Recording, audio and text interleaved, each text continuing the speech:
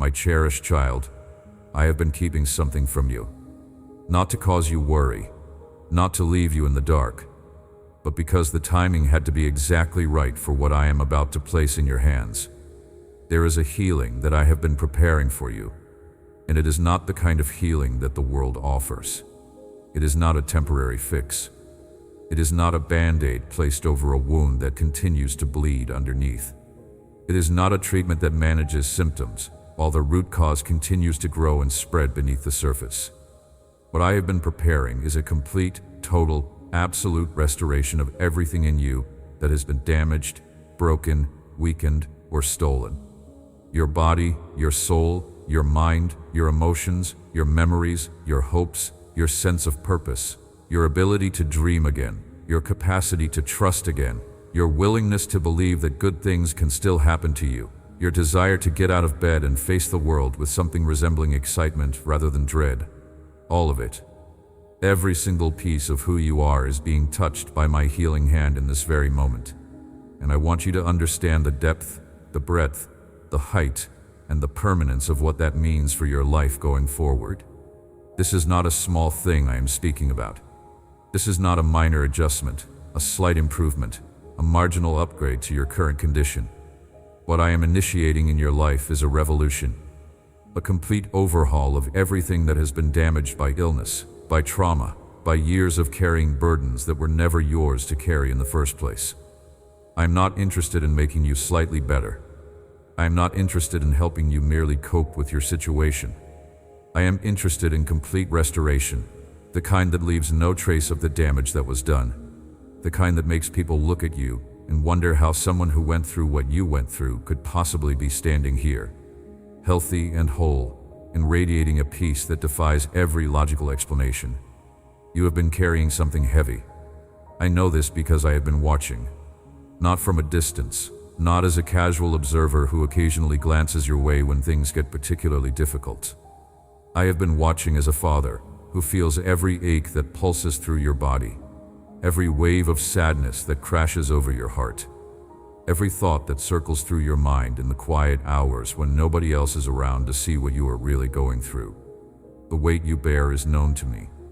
I have measured it. I have felt it. I have counted every pound of it. And I understand exactly what it has cost you to carry it for as long as you have.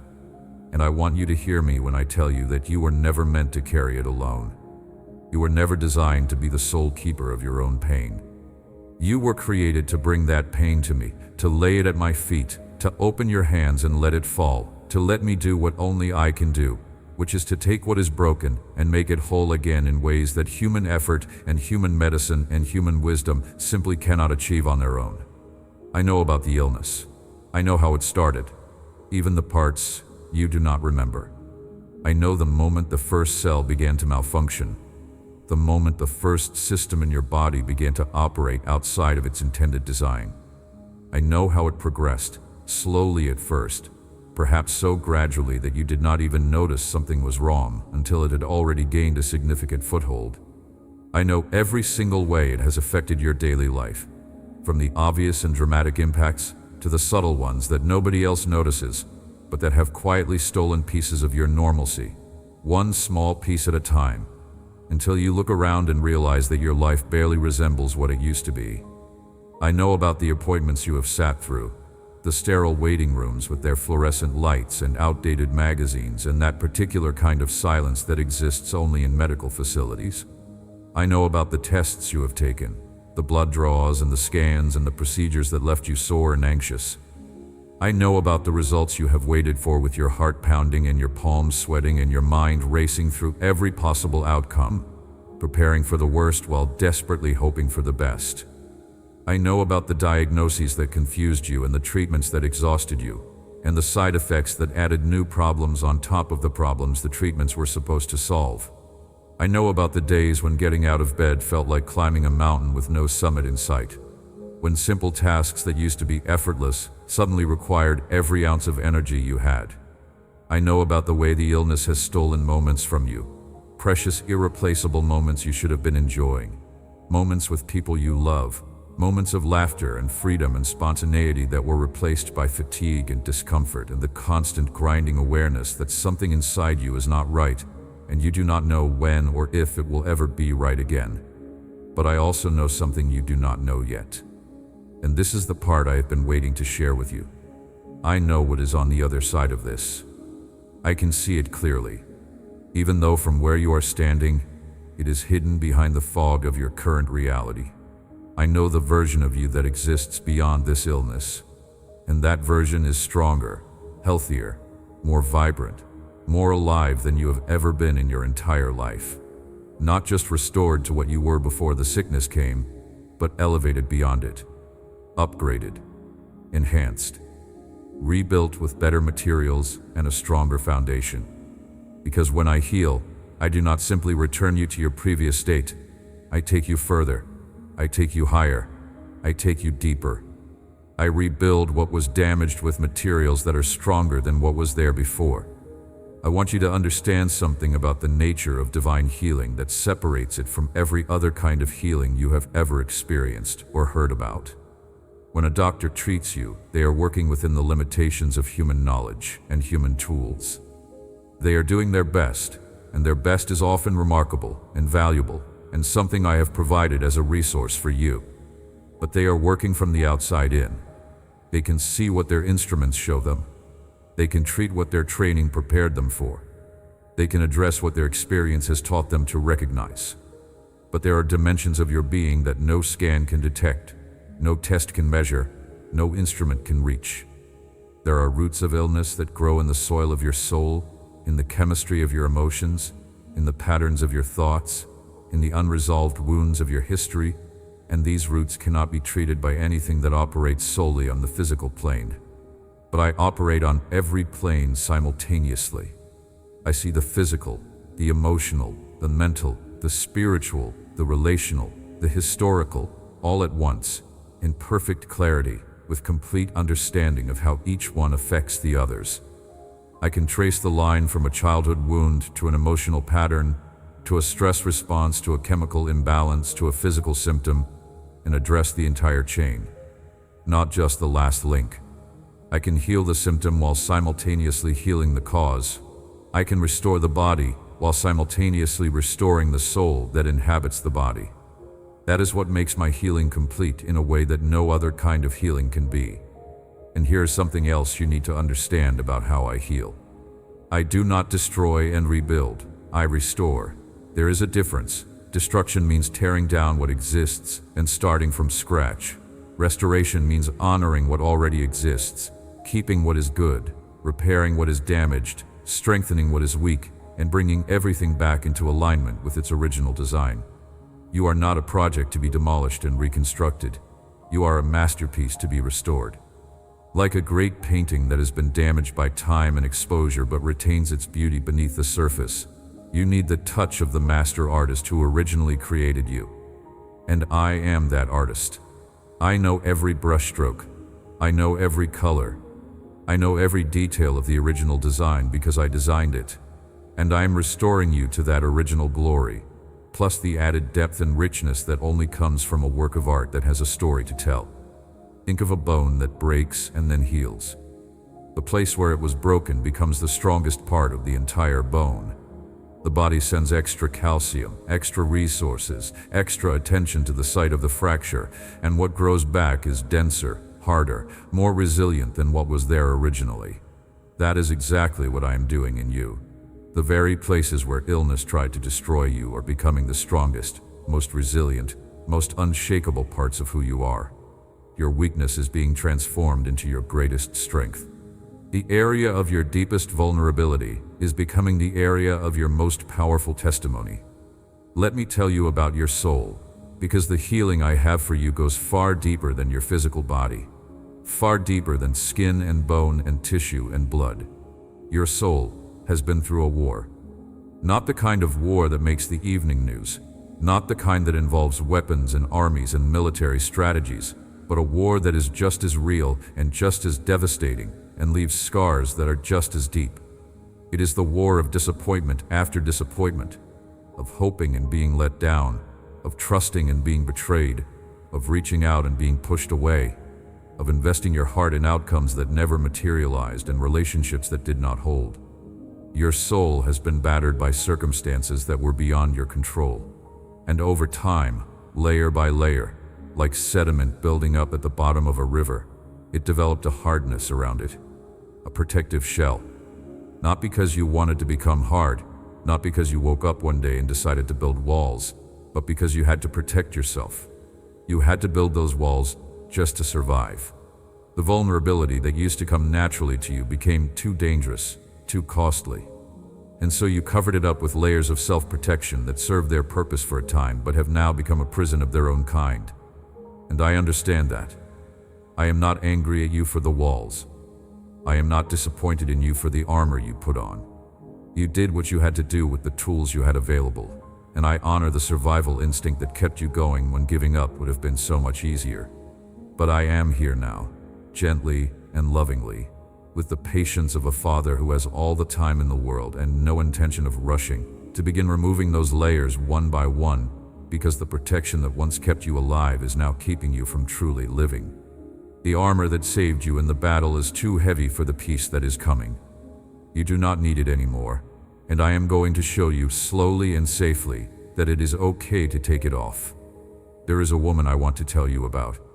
She lived a long time ago, and her story is recorded in my word because I knew, even then, thousands of years before you were born, that one day, someone exactly like you, carrying exactly what you are carrying, feeling exactly what you are feeling, would need to hear it. This woman had been bleeding for 12 years. Not days or weeks, or even a few difficult seasons. 12 years. 12 years of her life consumed by an illness that no doctor in the ancient world could cure. She spent every coin she had on treatments. She sold possessions to pay for the next remedy someone promised would work. She went to every expert, every physician, every healer who claimed to have an answer. She tried herbs and medicines and rituals and everything anyone suggested might bring relief. And nothing worked. If anything, she only got worse. Each failed treatment took not only her money, but another piece of her hope. Can you imagine what 12 years of that does to a person? 12 years of hoping and being disappointed. 12 years of hearing promises of a cure that never came. 12 years of watching other people live normal, healthy lives, while hers was defined by suffering and exclusion. She was isolated by her condition in ways that went far beyond the physical symptoms. In her culture, her particular illness made her ceremonially unclean. This meant that people avoided her. She could not worship at the temple, the center of spiritual life in her community. She could not attend celebrations or festivals. She could not embrace her family without causing them to become ceremonially unclean as well. Every hug she wanted to give, every hand she wanted to hold, every shoulder she wanted to lean on was denied to her by the rules of her condition. Her sickness had not only stolen her health, it had stolen her community, her belonging, her spiritual life, her sense of identity, and her basic human need for touch and connection. 12 years without a hug. Think about that for a moment. 12 years without the comfort of physical contact with another human being. 12 years of watching children play and not being able to scoop them up in her arms. 12 years of watching friends greet each other with kisses and embraces while she stood at a distance, waving, trying to smile, dying inside. The loneliness of that experience would be enough to break anyone, and it very nearly broke her. But something happened on a particular day. She heard that I was passing through her town. Jesus of Nazareth, the one people were talking about, the one who had been healing the sick and opening blind eyes and even raising the dead. And something stirred inside her that had been dormant for years. It was a flicker of hope, just a small one. Not the bold, confident kind of faith that shouts from rooftops and moves mountains. Not the kind that announces itself with trumpets and declarations, but the quiet, desperate, last resort kind of faith that whispers from the bottom of a broken heart. The kind that says, I have nothing left to lose. The kind that says everything else has failed, but maybe, just maybe, this will be different. And she said to herself, if I can just touch the edge of his garment, I will be healed. She did not say she needed an appointment. She did not say she needed a long consultation or a thorough examination or a detailed explanation of her medical history. She did not say she needed to understand the theology behind divine healing, or have all her questions answered first, or feel completely certain that it would work before she was willing to try. She simply believed that the slightest contact with my presence would be enough. Not an embrace, not a conversation, not even a direct acknowledgement. Just the brush of her fingertips against the fabric of my clothing, and she pushed through the crowd. A thick, pressing crowd of people pushing against me from every direction. For someone who had been bleeding for 12 years, who was weak and exhausted and probably dizzy from chronic blood loss, pushing through that crowd was an act of extraordinary physical effort. Every step cost her. Every jostle sent pain through her weakened body. But she kept pushing. She kept pressing forward, because the hope that had been ignited in her heart was stronger than the weakness in her body. And she reached out her hand, trembling with effort and exhaustion and the faintest spark of faith, and with fingers that probably shook so badly she could barely control them, she touched the very edge of my clothing. And in that instant, 12 years of suffering ended. Just like that. No ceremony, no ritual, no waiting period.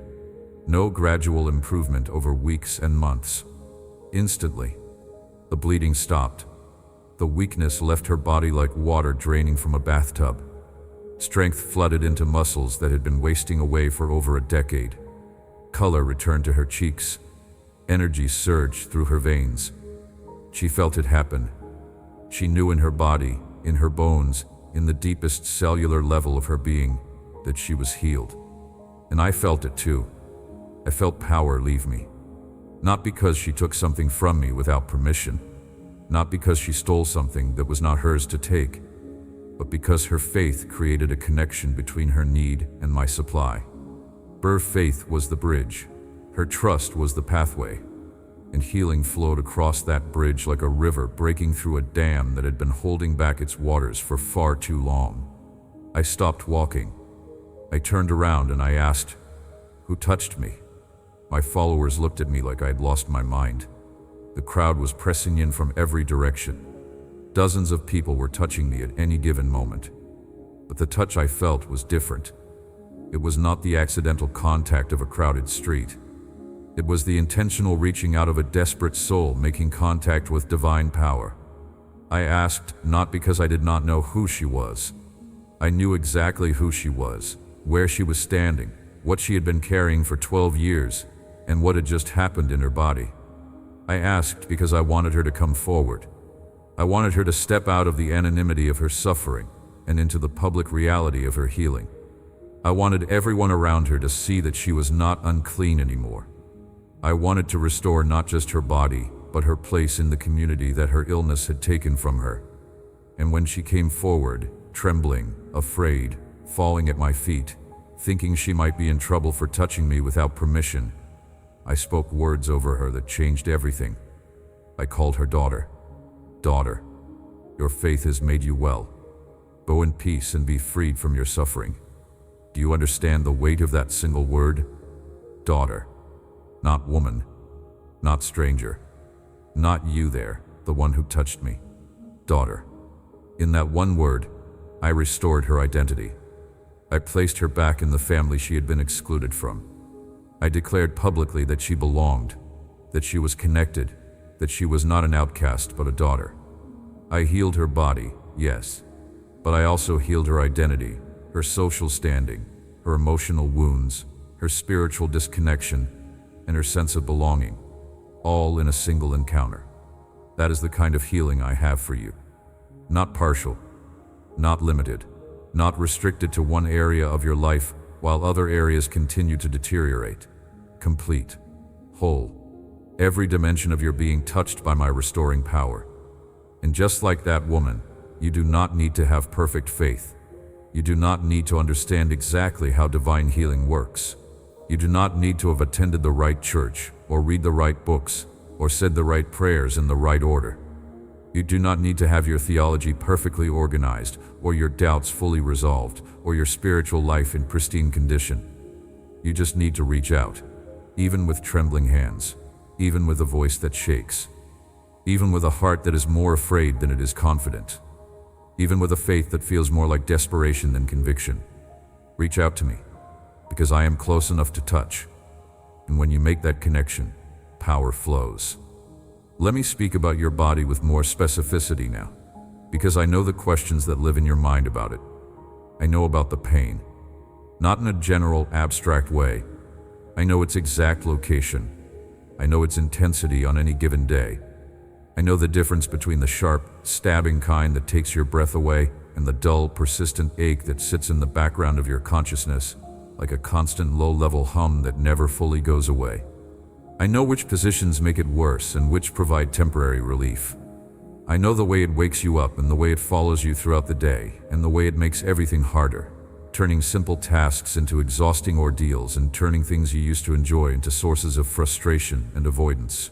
I know about the fatigue, not ordinary tiredness that a good rest can fix, but the bone-deep, soul-level exhaustion that does not respond to sleep no matter how much you get. The kind that makes your body feel like it is made of lead. The kind that makes your eyelids heavy and your muscles weak and your motivation non-existent. The kind that people who have never experienced it simply cannot understand. Because from the outside, it looks like laziness or lack of willpower, when in reality, it is your body's way of telling you that something fundamental is off balance and all available energy is being directed towards simply keeping essential systems running. I know about the way chronic illness changes your relationship with your own body. You used to trust it. You used to feel at home in it. You used to take for granted that when you told your legs to walk, they would walk. When you told your hands to grip, they would grip. When you told your brain to focus, it would focus. Your body was a reliable partner, an extension of your will, a vehicle that carried you through life without demanding much conscious attention. But illness changed that. It turned your body from a trusted ally into an unpredictable variable. You never know what kind of day you are going to have. You cannot make plans with confidence because you do not know if your body will cooperate. Every commitment comes with an unspoken caveat, unless my body decides otherwise. And the grief of that lost reliability, the mourning of the relationship you used to have with your own physical self, is a form of loss that deserves acknowledgement and compassion. I am healing your body at its deepest, most fundamental levels, not just the places where symptoms show up, which are often just the visible tip of a much larger iceberg, but at the foundational level where the root causes live. I am addressing inflammation that has been burning quietly in your tissues, sending constant signals of distress to your brain, keeping your immune system in a state of perpetual activation that exhausts your energy reserves. I am repairing cells that have been damaged by disease, replacing corrupted instructions with clean ones, restoring proper function to systems that have been operating in emergency mode for far too long. I am rebalancing hormones that have been thrown off course by prolonged stress and illness, recalibrating the delicate chemical dance that regulates everything from your mood to your metabolism to your ability to sleep. I am strengthening your immune system, not just returning it to baseline function, but enhancing it, refining it, making it smarter and more efficient at distinguishing between genuine threats and false alarms. I am paying attention to the details of your healing that you might overlook because they seem small. The slight improvement in your energy levels that you dismissed because you were hoping for a dramatic overnight transformation. The day when the pain was a little less intense than usual, and you barely noticed because you were so accustomed to measuring your days by their worst moments rather than their best. The moment when you caught yourself laughing, genuinely laughing, at something funny, and then felt confused because laughter had become such a stranger. These small improvements are not insignificant. They are the leading edge of a wave of restoration that is building behind you, gaining height and strength and momentum. Do not dismiss them. Do not minimize them. They are evidence. They are proof.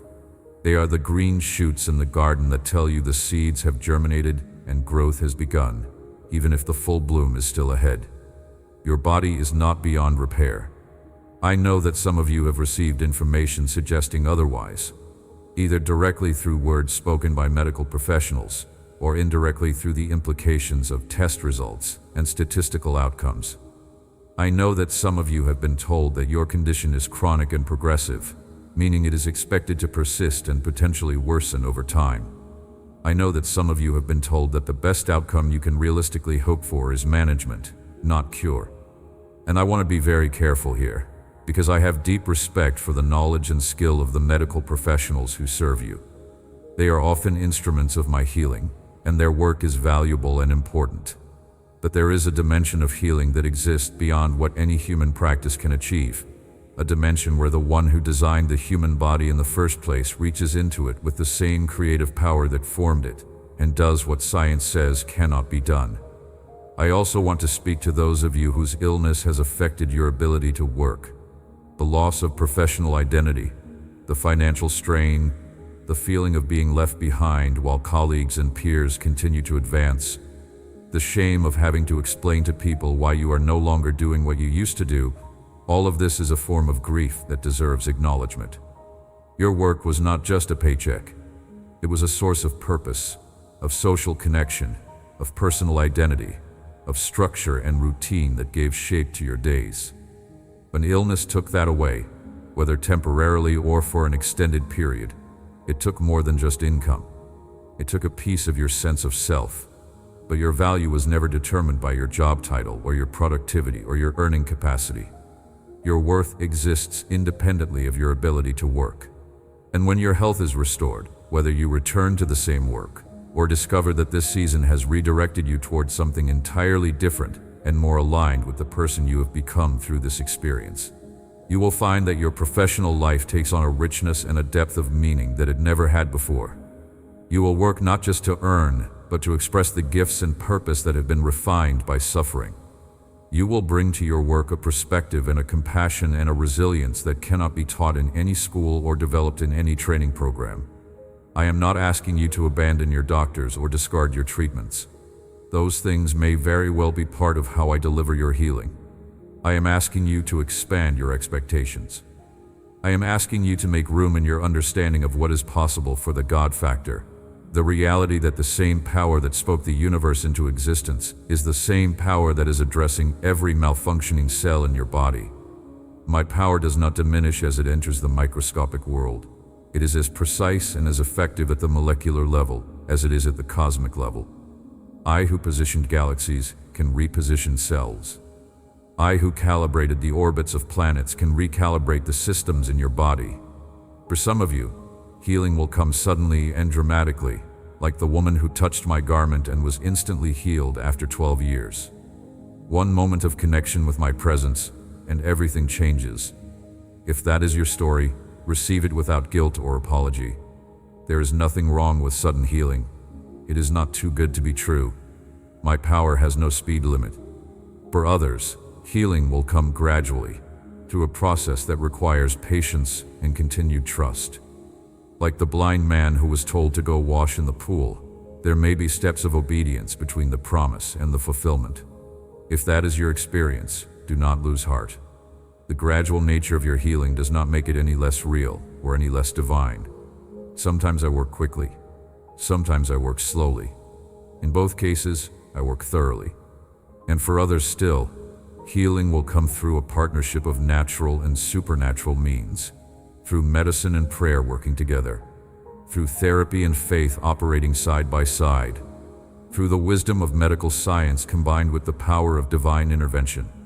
If that is your path, embrace it fully without any sense that using natural means disqualifies you from supernatural help. I created the plants from which many medicines are derived. I gave wisdom to the researchers who developed treatments. I guide the hands of surgeons and the minds of diagnosticians. When you take your prescribed medication, you can do so as an act of faith, trusting that I am working through it. When you attend a therapy session, you can go knowing that I am present in that room, guiding the insights, illuminating the blind spots, accelerating the process in ways that neither you nor the therapist may even be aware of. I want to speak now about your mind, because the restoration I'm bringing into your life includes the way you think, the way you process information, the way you interpret your experiences, the way you imagine your future. For too long, your mind has been a battlefield. Thoughts have attacked you that you did not invite and certainly did not want. Worries have camped out in your consciousness like unwanted guests who refuse to leave no matter how many times you ask them to go. You have tried to think positively. You have read the books and listened to the podcasts and written the affirmations on sticky notes and placed them on your mirror. You have tried to push away the dark thoughts with the force of your willpower. You have tried to focus on good things, on hopeful things, on anything other than the relentless stream of negativity that seems to flow through your mind without ceasing, like a faucet that cannot be turned off. And sometimes it works for a little while. Sometimes you manage to hold the darkness at bay for an hour, a day, maybe even a week. But then the thoughts come back, stronger and louder than before, and you feel like you are losing a war that you are not even sure you are equipped to fight. I see all of this. Every thought that races through your mind, I witness. The anxious scenarios you play out in your imagination at 2 a.m. when the house is quiet and there is nothing to distract you from the theater of worst-case possibilities running on an endless loop in your head. The what-ifs that spiral into catastrophes that have not happened and may never happen, but feel absolutely, terrifyingly real in the theater of your mind. What if the test results come back bad? What if the treatment stops working? What if I do not get better? What if this is as good as it gets? What if I am a burden to the people I love? What if I die? What if my children have to grow up without me? These are not idle curiosities. They are torments. They are weapons of fear aimed at the most vulnerable part of your mind, and they strike when your defenses are lowest.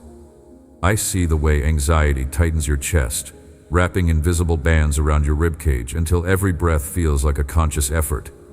I see how it shortens your breath and makes your heart race and sends tremors through your hands that you try to hide by sitting on them or shoving them in your pockets. I see the churning in your stomach that makes food unappetizing and transforms the simple act of eating into an ordeal. I see the tension headaches that start at the base of your skull and spread across your temples like a tightening vice. I see how your jaw clenches without you realizing it, how your shoulders creep up toward your ears, how your whole body exists in a state of perpetual bracing, always prepared for the next blow. I want to take a moment to specifically address those of you who struggle with panic attacks, because I know how terrifying they are.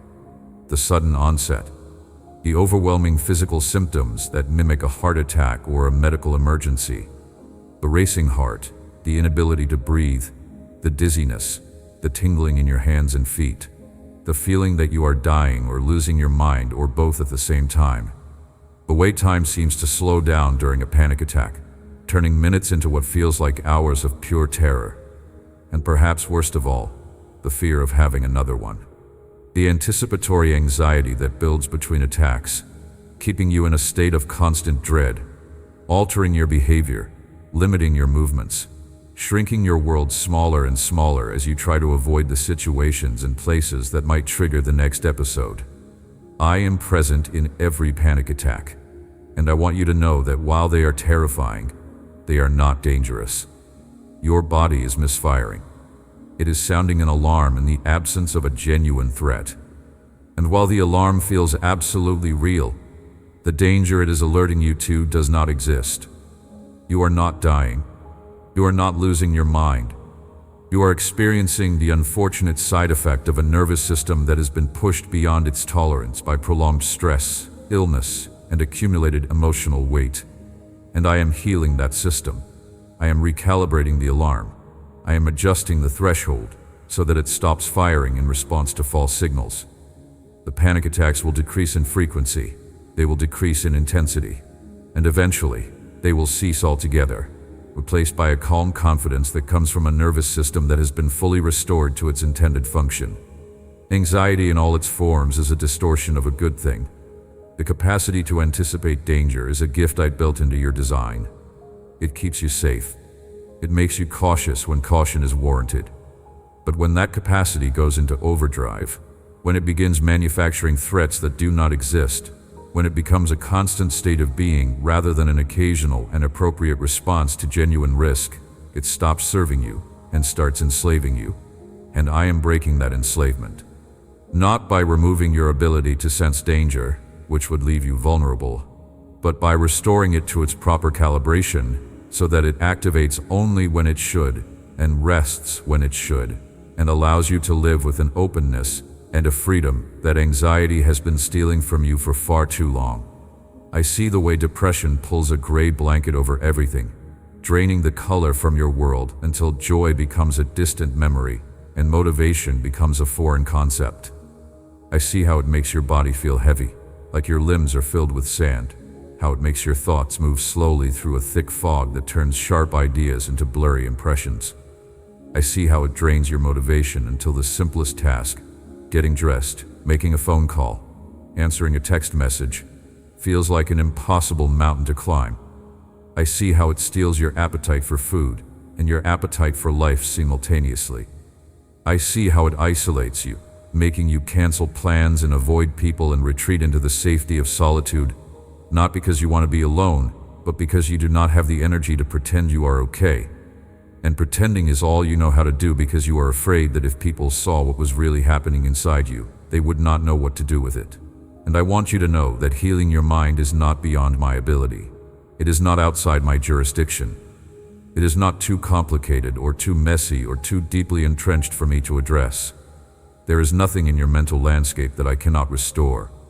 The pathways in your brain that have been carved by years of anxiety, the neural connections that fire automatically toward worry and fear, the chemical imbalances that have contributed to the fog and the sadness and the overwhelming sense of heaviness, all of it is within my reach.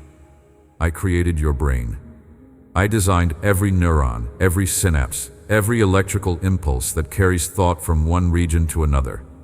I know its architecture more intimately than any neuroscientist ever could, because I am the architect. I drew the blueprints. I know what it looks like when it is functioning at full capacity, and I know exactly what needs to be adjusted, repaired, recalibrated, and restored to bring it back to that place of full, healthy, vibrant function. But I want to be honest with you about something, because honesty is part of how I love you, and I will never offer you false comfort at the expense of genuine hope. The healing of the mind is often a journey, not a single dramatic moment. It is like the way a garden recovers after a long drought. When rain finally comes to a parched landscape, it does not transform the dry, cracked earth into a lush paradise overnight.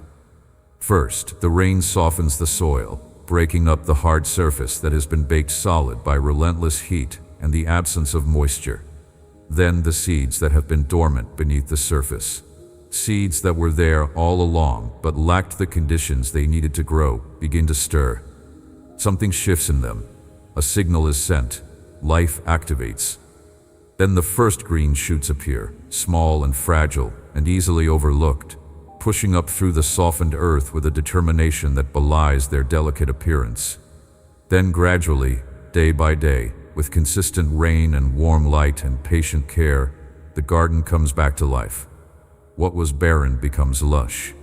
What was brown becomes green. What was dead becomes vibrantly, undeniably alive. That is how the healing of the mind works. I send the rain of my peace, and it begins to soften the hard ground of your thought patterns. Then new ways of thinking begin to germinate. Healthy ones, truthful ones. Ones that are rooted in my word and my character, rather than in fear and worst-case scenarios. Then those new patterns start to grow, slowly at first, barely noticeable, but with increasing strength and frequency. And over time, the landscape of your mind transforms from a barren wasteland of anxiety and despair into a flourishing garden of peace and clarity and hope. I am not telling you this to discourage you, or to suggest that your healing will take forever. I am telling you this because I want you to be patient with the process and to recognize and celebrate progress even when it feels small. Every time you choose trust over worry, that is growth. That is a green shoot pushing through hard soil. Every time you reject a negative thought and replace it with a truth from my word, that is rain falling on dry ground. Every time you feel a moment of peace in the middle of chaos, even if it only lasts a few seconds, that is evidence of transformation. Do not dismiss those moments because they seem insignificant compared to the mountain of mental struggle you have been facing. Mountains are moved one stone at a time, and every single stone you move matters to me. Let me tell you about another person from my word. There was a man who had been unable to walk for 38 years. 38 years of lying beside a pool called Bethesda in Jerusalem, waiting for his chance at healing. This pool was surrounded by 5 covered porches, and under those porches lay crowds of disabled people, the blind, the lame, the paralyzed, all waiting. The pool was known for its healing properties because from time to time the water would stir, and tradition held that the first person to get into the pool after the stirring would be healed of whatever disease they carried. But this man had no one to carry him into the water when the moment came. Every time the water stirred, every time hope rippled across that surface, someone else got there before him. Faster, stronger, with friends or family to help them. For 38 years, he watched other people receive their healing while he remained stuck in his condition, inches from what he needed, close enough to see it and hear it and almost taste it, but unable to reach it. Think about what 38 years of that does to a person. The disappointment alone would be enough to crush the most resilient human spirit. To be so close to healing, over and over and over, and to miss it every single time. To watch others celebrate their restoration while you lie on your mat in the same spot you've occupied for decades. But add to that the physical suffering, the loss of independence, the dependence on the charity of others for every basic need, the gradual erosion of dignity that comes from being unable to do the things that define adulthood, the loss of purpose, the loss of contribution, the loss of the sense that your life matters for something beyond mere survival. This man was not just sick in his body, he was sick in his soul. His hope was as paralyzed as his legs. His dreams had atrophied like muscles that are never exercised. He had stopped expecting anything good to happen because 38 years of experience had taught him, consistently and convincingly, that good things happen to other people, not to him, never to him. And then I walked into his life. I did not wait for him to come to me. He could not come to me. He was paralyzed, remember? He could not walk to the synagogue. He could not make a pilgrimage to find a healer. He could not do anything but lie there and hope that maybe, someday, somehow, help would come. And I walked to him. I sought him out specifically. Out of all the people lying around that pool, all the blind and lame and paralyzed, I went directly to this man, because I wanted him to know, and I want you to know, that I do not wait for you to come to me. I come to you. I come to where you are, to the exact place of your limitation, to the precise location of your inability, to the spot where you have been stuck for so long that you have forgotten what movement feels like. And I asked him a question that seemed almost absurd given his situation. I asked, "Do you want to get well?" 38 years paralyzed. And I asked him if he wants to get well. It seemed obvious. Of course he wanted to get well. Who would not? But the question was deeper than it appeared. Because after 38 years, wanting to get well is not as simple as it sounds. After that much time, illness becomes identity. Limitation becomes familiar. The mat becomes home. And the idea of getting well, while theoretically appealing, carries with it the terrifying prospect of everything changing. A life that has been defined by sickness must be completely reimagined if healing comes. New questions arise. What will I do? Where will I go? Who will I be if I am not the sick person anymore? Change, even positive change, even desperately desired change, is frightening when you have been in the same place for as long as you can remember. And his answer revealed the depth of his brokenness. Because instead of saying yes, instead of shouting with everything he had that of course he wanted to get well, he began to explain why he could not. He said, "Sir, I have no one to help me into the pool when the water is stirred. While I am trying to get in, someone else goes down ahead of me. Do you hear what happened?" He answered a question about his desire with a description of his limitations. He responded to an invitation to dream, with an explanation of why dreams do not come true for people like him. He had been stuck so long that he could only see his obstacles.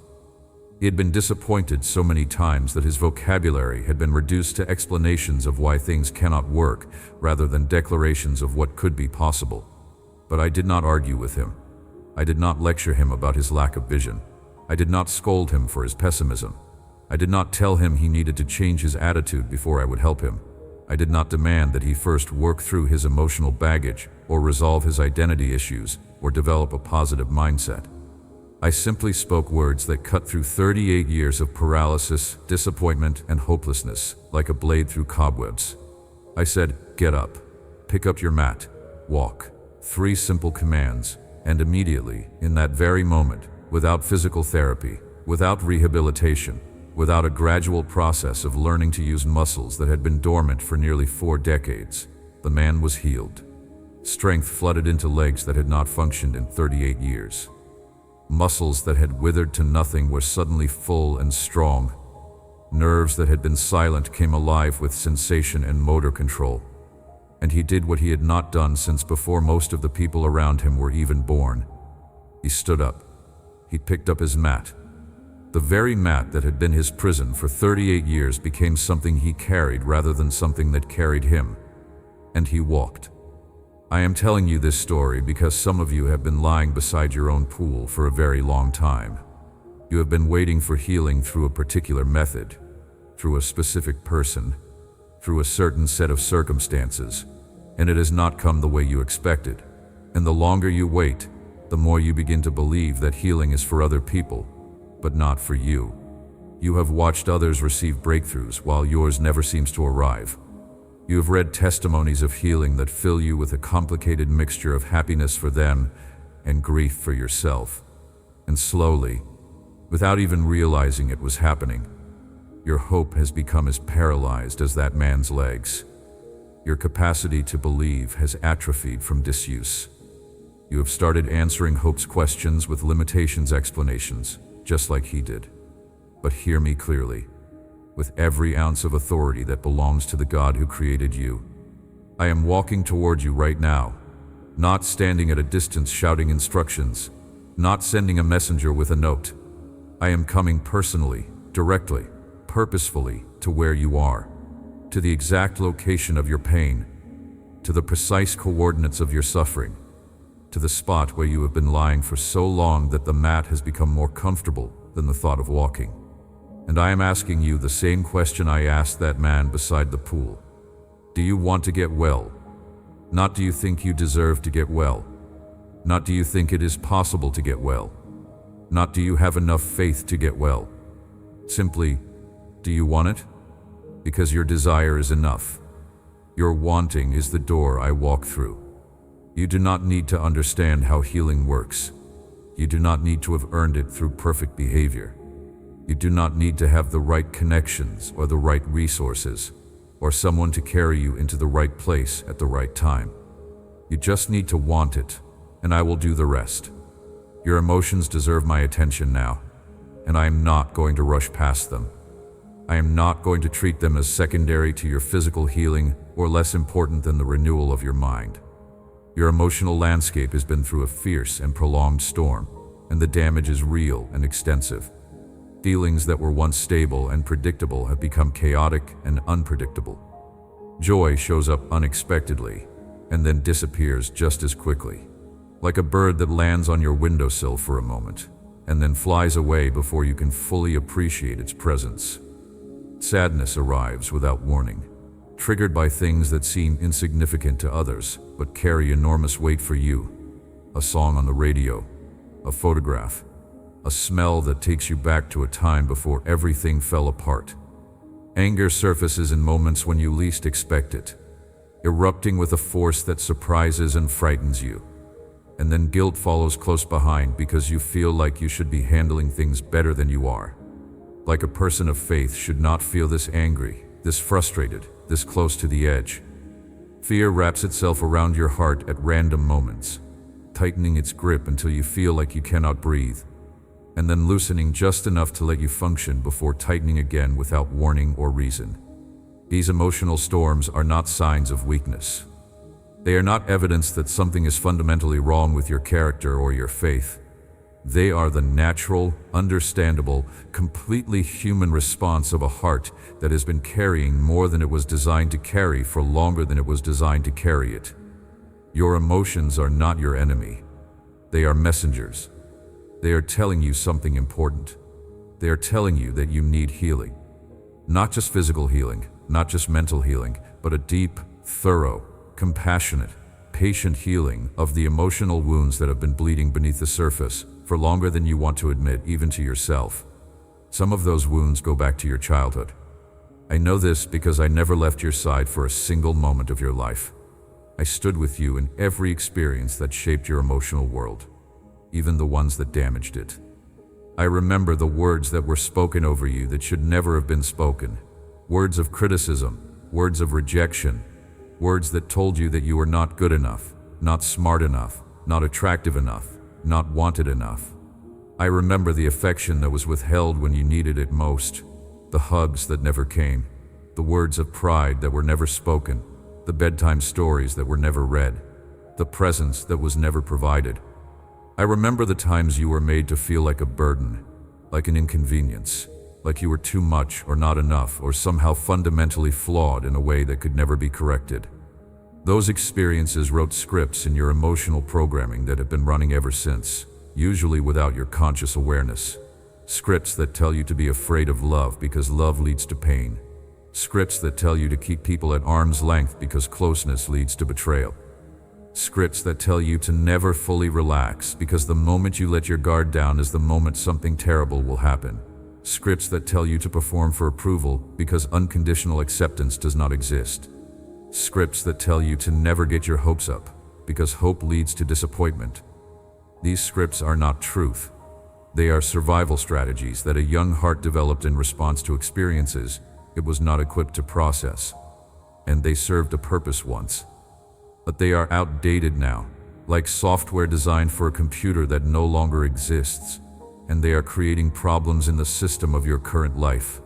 I want to rewrite those scripts, not by erasing your memories, because your memories are part of your story, and your story is important and valuable and belongs to you, but by changing the meaning you attached to those memories. The rejection you experienced as a child does not mean you are unlovable.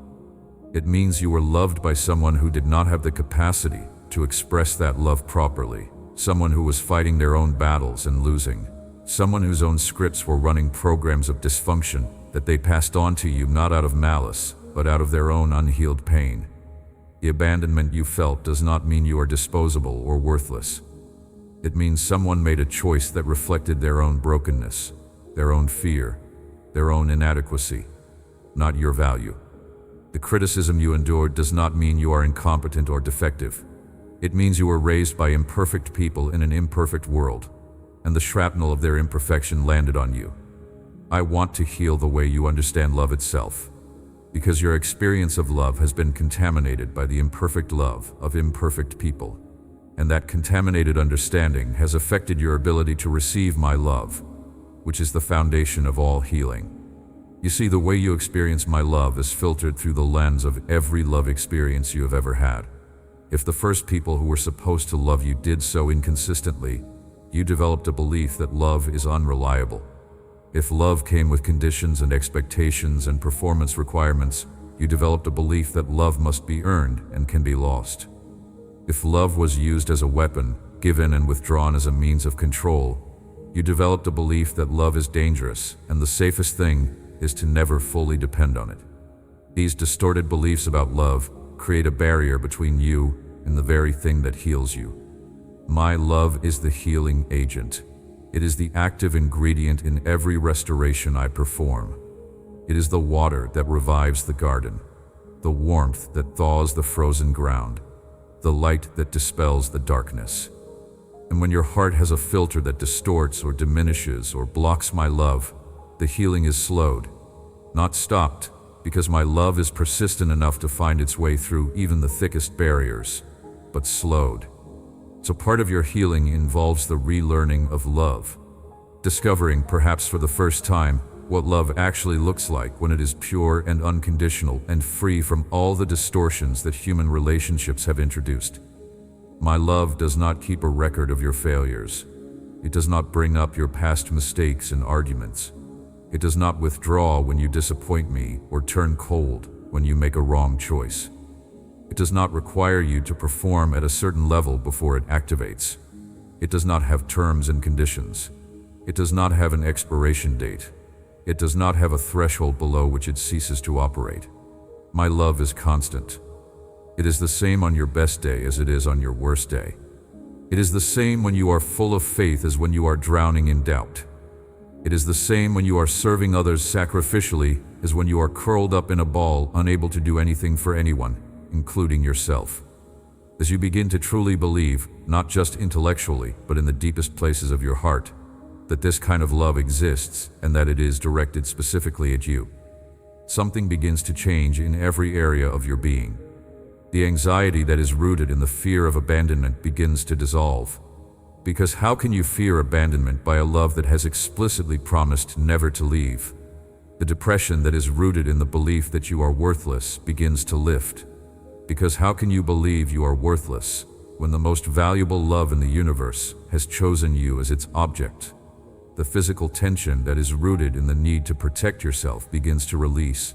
Because how can you stay tensed and guarded when you are being held by arms that have never dropped anyone they embraced? This relearning of love is a central part of your healing, and I am committed to teaching you at whatever pace you can absorb the lessons. Some days you will take a great leap forward in your understanding of my love.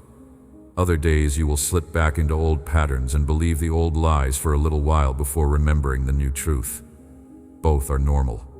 Both are part of the process. And neither surprises me or discourages me. I am healing the way you process emotions. I am teaching your heart new patterns, new responses, new ways of interpreting and expressing the full range of human feeling. Where you used to shut down when emotions became intense, I am teaching you to stay open and present, to feel without being destroyed by what you feel. Where you used to explode when pressure built beyond your capacity to contain it, I am teaching you to express your feelings in healthy, honest, proportionate ways that do not damage you or the people around you.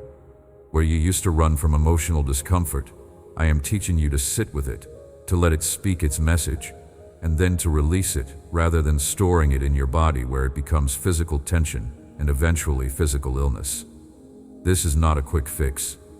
It is a patient, loving, daily process of restoration in which I walk beside you every single step, guiding you through the landscape of your own heart, showing you which paths lead to genuine healing and which ones lead to more pain disguised as coping. There is another story I want to share with you, and it is about a man who was born without the ability to see. He had never witnessed the light breaking through the clouds. He never saw his mother's face or his father's smile. He never saw the colors of wildflowers growing in a field, or the way sunlight plays on the surface of water, creating diamonds of reflected light. From the very first moment of his life, he existed in complete darkness. Everything he knew about the world came through sounds and textures and smells. He built an entire understanding of reality without ever seeing a single inch of it. And in his culture, people assumed that his blindness was a punishment. They believed that either he or his parents must have committed some grievous sin for him to be born with such a devastating condition. His suffering was compounded by judgment. Not only was he unable to see, but the people around him believed he deserved his inability to see. They looked at him and saw not a person in need of compassion, but a sinner receiving his just punishment. Can you imagine carrying that weight? The weight of a disability combined with the weight of condemnation from everyone who looked at you? The physical limitation was bad enough, but the spiritual and emotional burden of being told that your condition was your own fault or your parents' fault, that God Himself was punishing you through this suffering, that must have been absolutely devastating. Every day, this man lived not only with the practical challenges of blindness, but with the existential weight of believing he was being punished by the God he was supposed to love and trust. When my followers saw this man, they asked me the same question his community had been asking for his entire life. Who sinned, teacher? Was it this man or his parents that caused him to be born blind? And my answer changed the entire framework. Not just for him, but for everyone who has ever asked the same question about their own suffering. Neither, I said. Neither this man nor his parents sinned to cause this. This happened so that the works of God might be displayed in his life. In other words, his condition was not a punishment. It was not evidence of a curse or the consequence of someone's moral failure. It was a canvas, a blank canvas upon which I was about to paint a masterpiece of restoration that would be told and retold for thousands of years, touching millions of lives, including yours in this very moment. And then I did something unexpected. I spit on the ground, made mud with the saliva, and spread it on his eyes. No impressive tools, no dramatic gestures, no calling down fire from the sky or commanding the angels to sing. I used dirt and spit, the most basic, humble, unimpressive materials imaginable. I chose those materials deliberately because I wanted to make a point that would echo through the centuries. Healing does not require impressive circumstances. It does not require the perfect environment or the perfect method or the perfect healer with the perfect credentials. It does not require expensive treatments or cutting-edge technology or the latest breakthrough in medical science. Sometimes the most profound healing comes through the most ordinary, unexpected, even undignified means. Because the power is not in the method. The power is in the one who uses the method. Then I told him to go wash in the pool of Siloam. He had to take a step of obedience before the healing was complete. He had to walk, blind and with mud on his face, through the streets of Jerusalem to a specific location. He could not see where he was going. He had to trust. He had to put one foot in front of the other based solely on the word I had spoken, without any visible evidence that it was going to work. Every step was an act of faith. Every moment of that walk was a choice to trust the voice that had spoken to him over the evidence of his own continuing blindness. And when he washed, he could see. For the first time in his entire life, light entered his eyes. Colors flooded his vision. Shapes that had only been imagined took solid, vivid, breathtaking form. Faces he had only known by touch and voice suddenly became visible, real, three-dimensional. The world that had existed for everyone else but had been hidden from him since birth suddenly exploded into view in all its overwhelming, magnificent detail. He could see, not partially, not through a fog, not in limited, distorted fragments. He could see completely, perfectly. His vision was as clear and as whole as if he had been seeing his entire life. Hold on to that story, because some of you feel like you were born into certain conditions. You feel like the emotional struggles you face, the mental health challenges you carry, the physical limitations you endure, the patterns of dysfunction that seem to repeat generation after generation in your family, are simply part of who you are. Permanent features of your existence that will never change. You have been told by yourself and perhaps by well-meaning people around you that this is just how you are. This is your personality. This is your brain chemistry. This is your genetic inheritance. This is your lot in life, and you simply have to learn to live with it, manage it, work around it, and lower your expectations accordingly. But I am telling you, with the same authority that opened those blind eyes, that your condition is not the final word. Whatever you are carrying, however long you have been carrying it, whether it has been 12 years, like the woman with the bleeding, or 38 years like the man by the pool, or your entire life like the man born blind, it is not a punishment and it is not permanent. It is a canvas. And I am about to paint something on it that will leave every observer speechless with wonder. Something that will make the world see that I am a God who restores, who heals, who takes the most painful and seemingly hopeless chapters of a human life and transforms them into the most glorious and inspiring.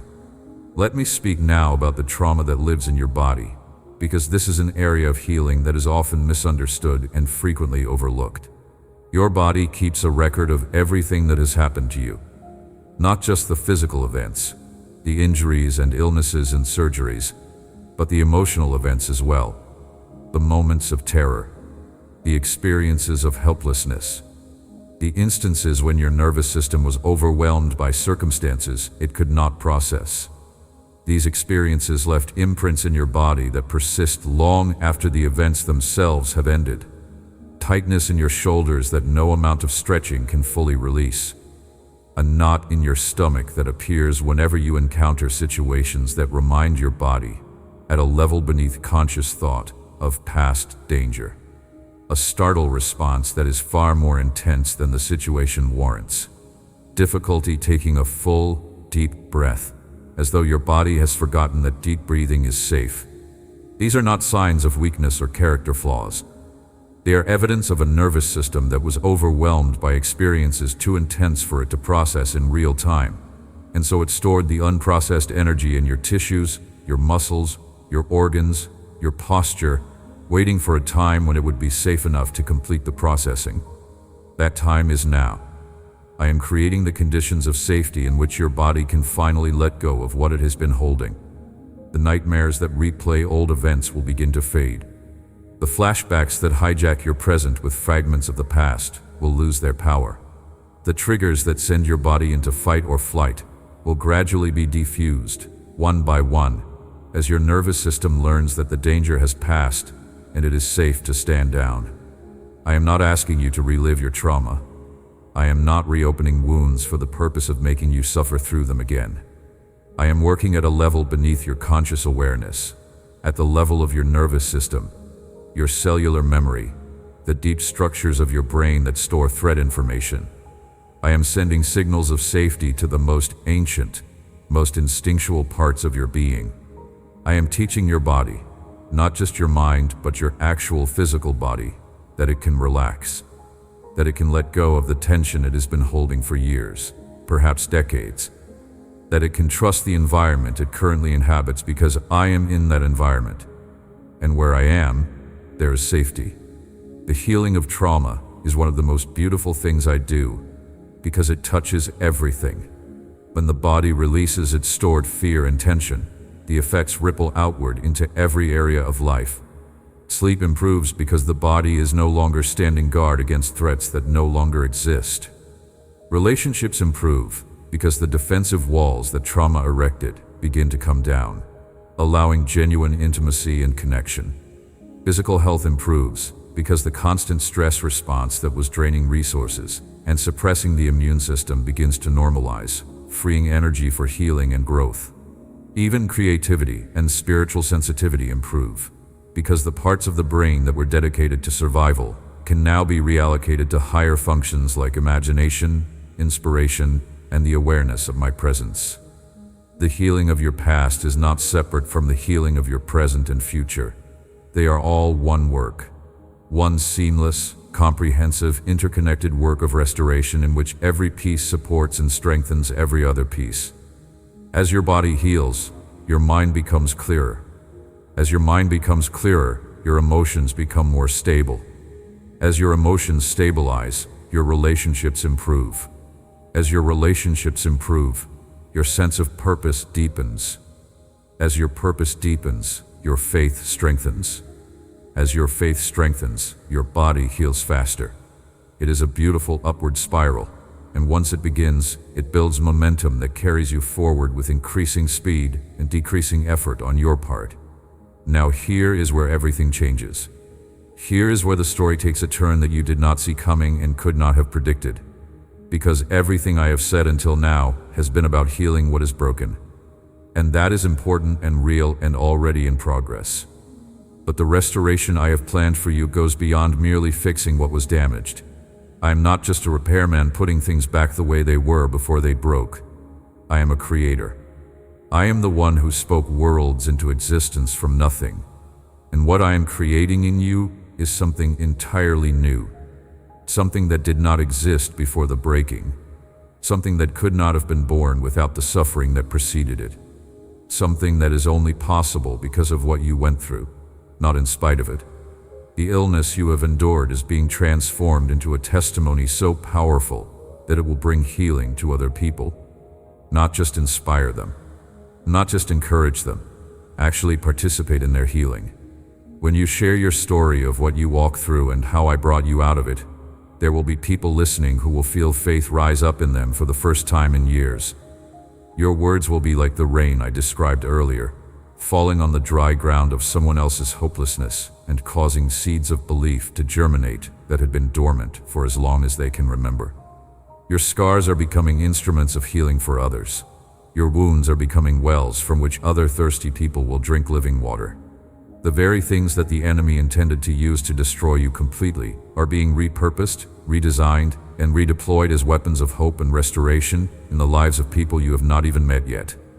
The depression you fought through is giving you a compassion for others who are fighting it right now that you could never have developed without the experience. You know what it feels like. You know the heaviness, the hopelessness, the way it lies and tells you nothing will ever change. And because you know it from the inside, you can reach people who are trapped in it in a way that someone who has never experienced it simply cannot. The anxiety you battled is giving you an understanding of other anxious hearts that textbooks and training could never provide. You know the racing thoughts, the physical symptoms, the irrational certainty that disaster is imminent. And because you know it, you can sit with someone who is drowning in anxiety and say, with genuine authority, I understand. I have been where you are. And there is a way out. The physical illness you endured is giving you a credibility with other sick people that healthy people simply do not possess.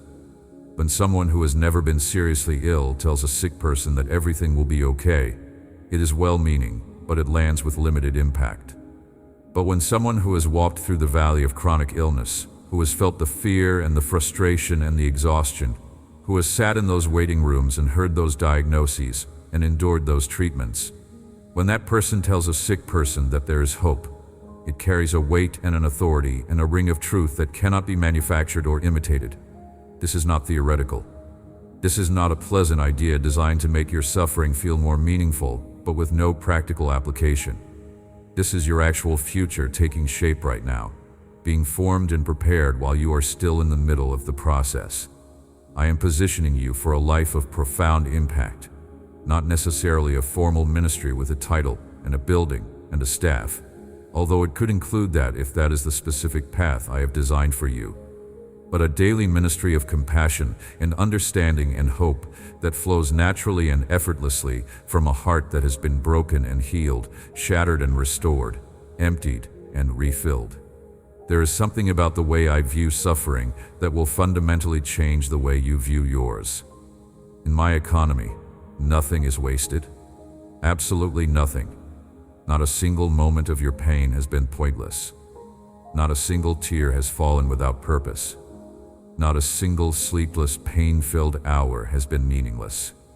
I know that is hard to believe when you are in the middle of it, when the suffering is so intense and so relentless that it seems to mock the very idea of meaning.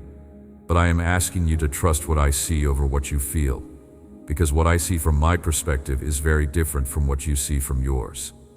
From where you stand, your suffering looks random and cruel.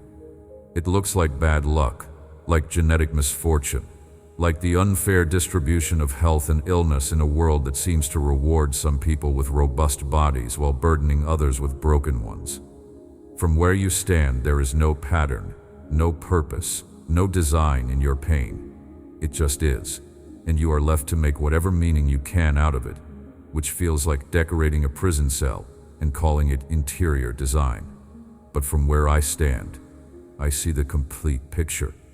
I see how this season of suffering is connected to everything that came before it and everything that will come after it. I see the character traits that are being forged in you that could not have been developed any other way. I see the compassion that is being deepened, the patience that is being cultivated, the faith that is being refined, the priorities that are being realigned, the shallow values that are being burned away to reveal the gold beneath. I see the relationships that are being strengthened by shared adversity, the superficial connections falling away while the deep ones grow deeper. I see the ministry that is being prepared, the future conversations you will have with people who are walking the road you are walking now, conversations in which your experience of suffering and healing becomes the very thing that unlocks their hope. I'm not saying that I caused your suffering. I am not saying that I gave you illness as a teaching tool or a character development exercise.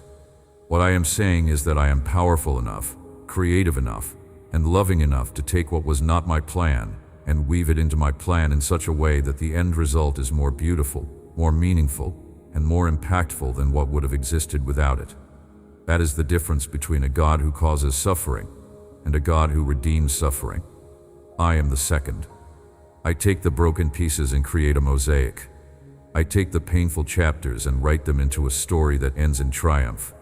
I take the darkest moments and use them as the contrast that makes the light shine brighter. Forgiveness is the next area I need to address, because healing and forgiveness are deeply connected, intertwined in ways that most people do not fully appreciate.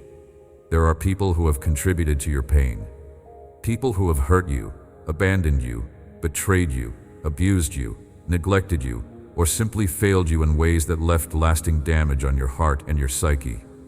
And there are feelings toward those people that live inside you like thorns embedded in your flesh. Anger that flares up whenever their name is mentioned or their face appears in your memory. Resentment that simmers constantly beneath the surface of your consciousness, flavoring everything with its bitterness. A desire for justice that has never been satisfied. A need for acknowledgement that has never been met. A longing for an apology that has never been offered and probably never will be. I am not going to tell you that those feelings are wrong or sinful or something to be ashamed of. They are honest, human responses to real injuries that caused real damage. But I am going to tell you that holding on to them is costing you something. Every day that you carry unforgiveness, it takes a toll on your body, on your mind, on your emotions, on your relationships, on your ability to receive the full healing I have for you. Unforgiveness is like a blockage in a pipe. I am trying to pour healing, peace, joy, restoration, freedom into your life, but the pipe is clogged with bitterness and resentment, and no matter how much I pour, only a trickle gets through. Forgiveness is not saying that what they did was acceptable or that the pain they caused does not matter. It is not pretending that nothing happened or minimizing the severity of what you experienced. It is not letting them off the hook or opening yourself up to be hurt again. Forgiveness is a decision to release your grip on the debt they owe you and to trust me with the accounting. It is saying, I am not going to let what they did to me continue to damage me from the inside. I am not going to give them ongoing power over my present by refusing to let go of the past. I am choosing my own freedom over the satisfaction of holding on to my right to be angry. I know that feels impossible right now. I know there are injuries so deep that the idea of forgiveness feels not only difficult, but morally wrong. How can you forgive someone who does not even acknowledge what they did? How can you forgive someone who has never apologized and shows no remorse? These are real questions, and I am not dismissing them or giving you a simplistic answer. But I am asking you to begin, not to complete the entire journey in one step, but to take the first step, to make the decision. Even if the feelings do not follow immediately, the feelings will catch up. I promise you that. The heart follows where the will leads, and if you will the decision to forgive, your heart will eventually agree. There is something about what unforgiveness does to the body that you need to understand, because the connection between emotional health and physical health is far stronger than most people realize. When you carry anger and resentment, your body produces stress hormones that were designed for short-term emergencies, but become toxic when they are present at chronic levels. Your blood pressure rises, your immune system is suppressed, your digestive system is compromised, your sleep is disrupted, your muscles stay tense, your pain receptors become more sensitive. In other words, unforgiveness is not just an emotional burden, it is a physical one. It is actively working against the physical healing I am trying to accomplish in your body. Releasing forgiveness is not just spiritually beneficial, it is medically beneficial. It removes a chemical obstacle to your body's natural healing processes and allows my work in your body to proceed without resistance from within. I also want you to understand that forgiveness is not a feeling. It is a decision. You may never feel like forgiving the person who hurt you. You may never wake up one morning with a spontaneous, warm desire to release them from the debt they owe you. That is okay. Forgiveness does not require the cooperation of your emotions. It requires the cooperation of your will. You choose to forgive. You make the decision. And then, over time, often gradually and in ways that surprise you, your emotions begin to follow where your will has led. The anger does not disappear overnight, but it begins to lose its grip. The resentment does not evaporate instantly, but it starts to taste less bitter. The desire for revenge does not vanish in a moment, but it begins to be replaced by something that feels a lot like freedom. As you forgive, you will discover something that will surprise you. You will discover that forgiveness heals you far more than it benefits the person you are forgiving. The anger you release creates space for joy to move in. The bitterness you surrender creates room for love to grow.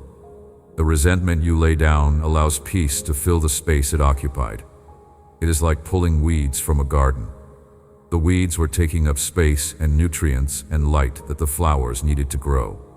Once they are removed, everything else begins to flourish with an abundance that was always possible but never realized because the weeds were choking it out.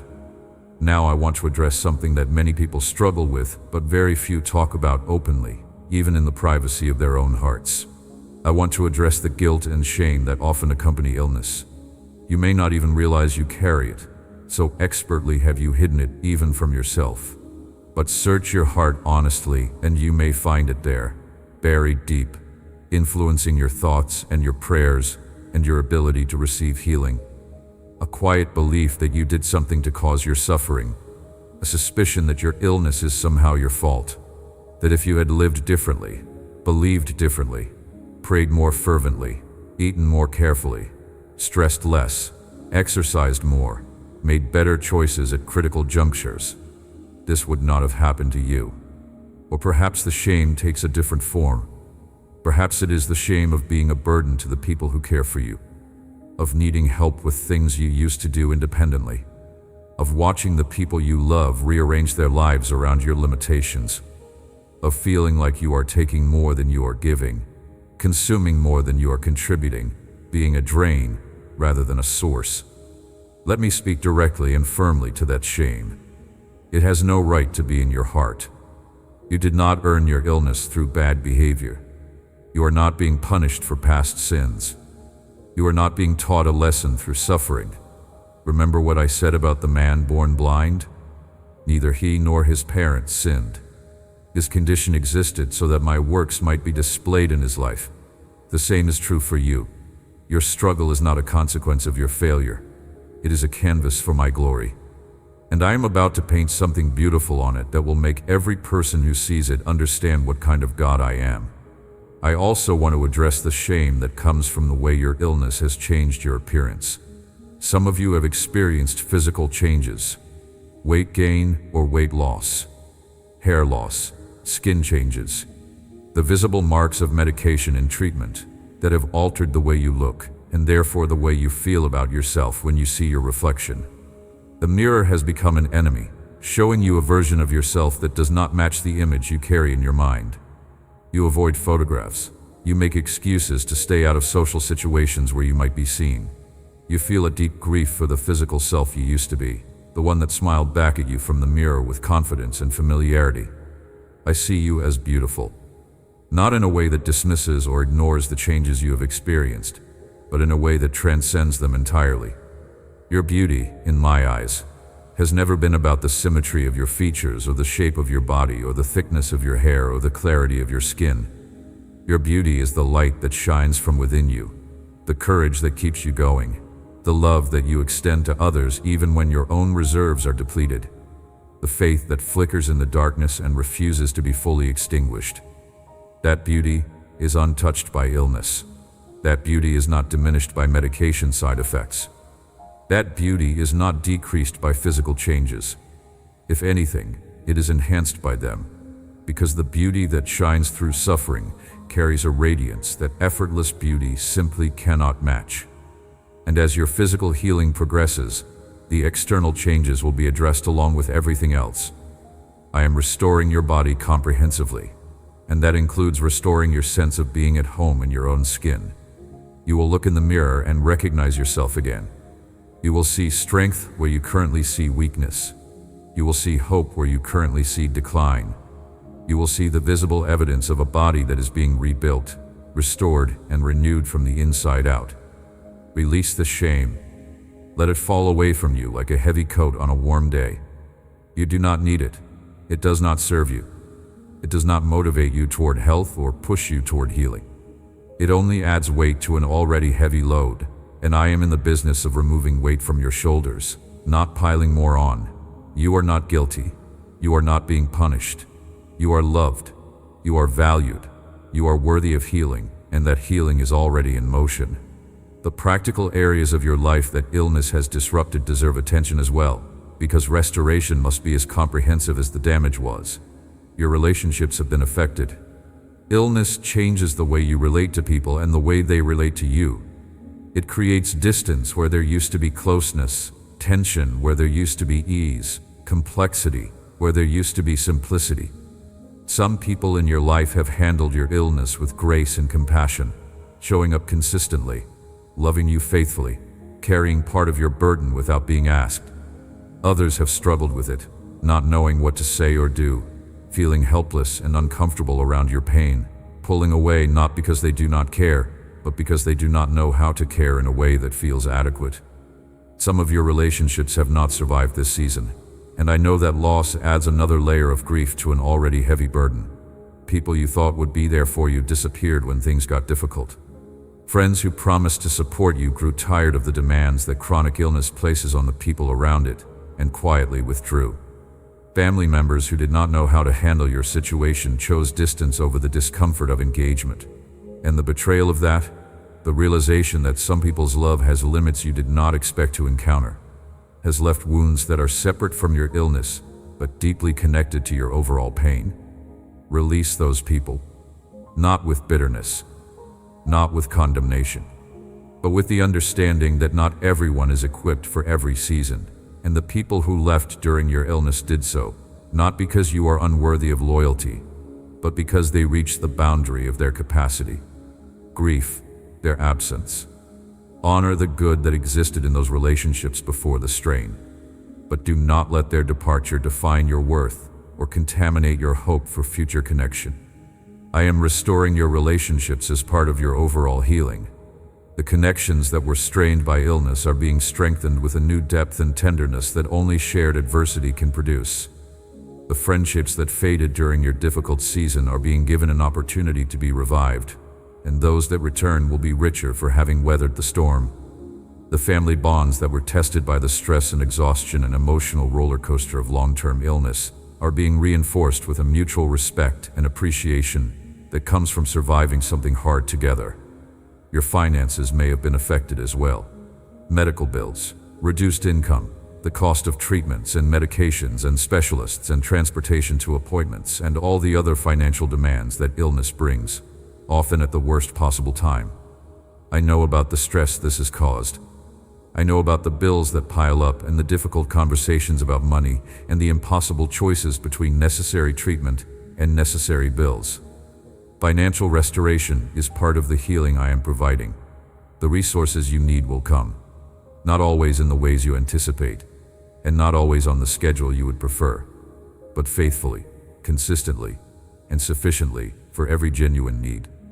Your daily routines have been disrupted in ways that seem small individually, but collectively represent a significant loss.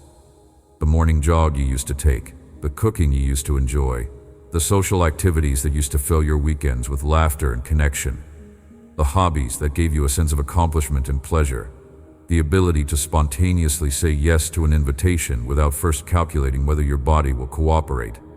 All of these things that healthy people take for granted have been compromised or eliminated by your illness, and the cumulative effect of those losses is a life that feels significantly smaller than the one you were living before. I see every one of those losses, and I want you to know that they are temporary. Your routines will be restored. Your activities will resume. Your capacity for spontaneity will return. The life that has been shrinking will begin to expand again, slowly at first and then with increasing momentum, until it is larger and more fulfilling than the one you had before illness entered the picture.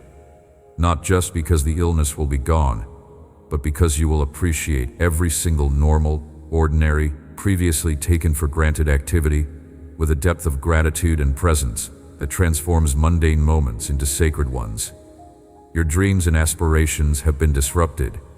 The goals you were working toward, the vision you had for your future, the plans you were making, all of these were thrown into chaos when illness arrived uninvited in your life. Plans were indefinitely postponed. Aspirations were scaled back or abandoned entirely. The future you imagined became clouded by uncertainty so thick you could not see through it.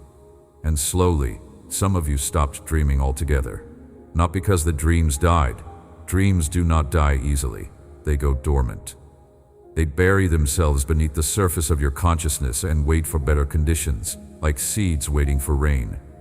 Your dreams are still alive. I have been protecting them while you were too busy surviving to tend to them. I am restoring your capacity to dream. I am breathing life back into the ambitions that went dormant during your season of limitation. The things you stopped hoping for are being resurrected from the soil where you buried them. The goals you tucked away in the back of your mind, the ones you thought about sometimes with a bittersweet mixture of longing and resignation, are being brought back to the front of your consciousness with fresh energy and renewed possibility. Because your future is not shortened by your illness. Your destiny is not diminished by your struggle. The plans I have for you are still fully operational, every single one of them, and they are good plans that include the full expression and use of every gift and talent and ability I planted inside you before you were born. Your spiritual life has been affected by your illness, and I want to address this with particular tenderness and care because it is a wound that carries its own unique kind of pain. Illness can create a crisis of faith that feels more threatening than the illness itself. When you are suffering, questions arise that do not have easy answers, and the absence of easy answers can feel like the absence of answers altogether. If God is good, why am I in pain? If God is powerful, why is healing not come? If God loves me, why is He allowing this? These questions are honest and they are important, and I am not offended by them. I am not threatened by your doubts. I am not angry at your confusion or disappointed by your questioning. I welcome your questions because they are evidence of a relationship that is real enough to wrestle with, intimate enough to challenge, mature enough to survive disagreement. Some of you have felt distant from me during your illness, and that perceived distance has added an additional layer of suffering that is perhaps the cruelest of all. You used to feel my presence so clearly, so tangibly, like warmth on your skin or a hand on your shoulder. Now it seems like a wall has gone up between us, thick and impenetrable and cold.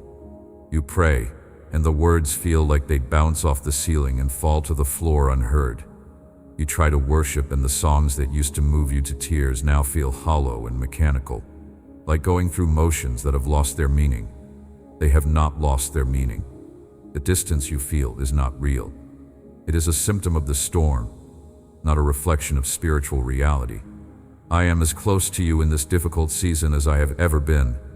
Closer, in fact, because I draw near to those whose hearts are broken, and your heart has never been more broken than it is right now. The wall you feel between us is made of pain and exhaustion and disappointment, and I am dissolving it with every word I speak to you in this very moment. There is something about prayer during illness that I think will free you from a burden you have been carrying unnecessarily.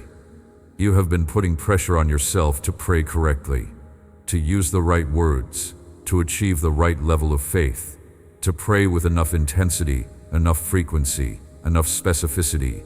You have been treating prayer like a combination lock, believing that if you just find the right sequence of words and emotions and spiritual postures, the door of healing will swing open. And when it does not open on your timeline, you assume you got the combination wrong. You prayed incorrectly. You missed something. You did not believe hard enough, or confess boldly enough, or persist long enough. Let me free you from that. Prayer is not a formula. It is not a combination lock. It is not a performance that earns a reward. Prayer is relationship. It is conversation. It is the simple act of turning your attention toward me and opening your heart, however messy and confused and doubt-filled that heart may be. The most powerful prayer you can pray is not a carefully crafted declaration, but an honest, raw, unfiltered pouring out of everything you are feeling, even if what you are feeling is anger at me, confusion about my methods, and doubt about my goodness. I can work with honesty. I struggle to work with performance. Give me your real self, your real questions, your real frustrations, and I will give you real answers, real comfort, and real healing. Some of the most powerful prayers in the history of my relationship with humanity have been the shortest and the most desperate. Help. That is a prayer. I cannot do this anymore. That is a prayer. I do not understand. That is a prayer. Are you even there? That is a prayer. The groans that are too deep for words. Those are prayers. The tears that fall without any verbal accompaniment. Those are prayers. The silence sitting in my presence without speaking a single word. Just being there, just showing up, just refusing to walk away, even though you have every reason to. That is one of the most beautiful prayers a human heart can offer. I am restoring your faith, but not to its previous state. The faith that emerges from this testing will be fundamentally different from the faith you had before. Untested faith is like a bridge that has never carried a heavy load. It looks strong. It appears solid. But you never really know until the weight is applied. Your faith has been carrying enormous weight, the weight of illness and doubt and fear and unanswered questions, and it has been bending and groaning and creaking under that weight. But it has not broken. And the faith that comes through this furnace will be forged in fire, tempered by trials, and unshakable in a way that comfortable, untested faith can never be. I know you are tired. I know the weariness goes far beyond physical exhaustion, although that is certainly a significant part of it. You are tired in your soul, tired of fighting battles that seem to have no end, tired of hoping for things that seem to never arrive, tired of being strong when every fiber of your being wants to collapse, tired of the relentless, grinding, monotonous nature of chronic suffering, the way it demands your attention and energy every single day without ever giving you a day off. You are tired of the medical system itself, tired of waiting rooms and insurance forms and phone calls that put you on hold for 20 minutes before connecting you to someone who transfers you to someone else, tired of explaining your condition to new doctors who have not read your file, tired of the impersonal nature of a system that treats your illness but often overlooks you as a person, tired of feeling like a collection of symptoms rather than a human being with a story and a heart and a life that extends far beyond the walls of any clinic or hospital. Come to me with that weariness, all of it. Do not try to clean it up or make it presentable first. Do not try to arrive at my feet with a brave face and a positive attitude. Just come as you are, exhausted, frustrated, confused, angry, sad, disappointed. Come with mascara running down your cheeks and snot on your sleeve, and words that do not make sense, and emotions that contradict each other. Come exactly as you are, because that is who I love. That is who I heal. Not the polished version, not the version that has it all together.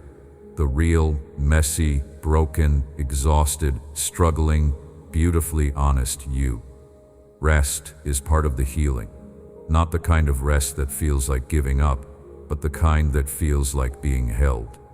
Like a child who has been running and crying and fighting and finally collapses into the arms of a parent who has been waiting patiently, with arms wide open, for the child to stop struggling and accept the embrace.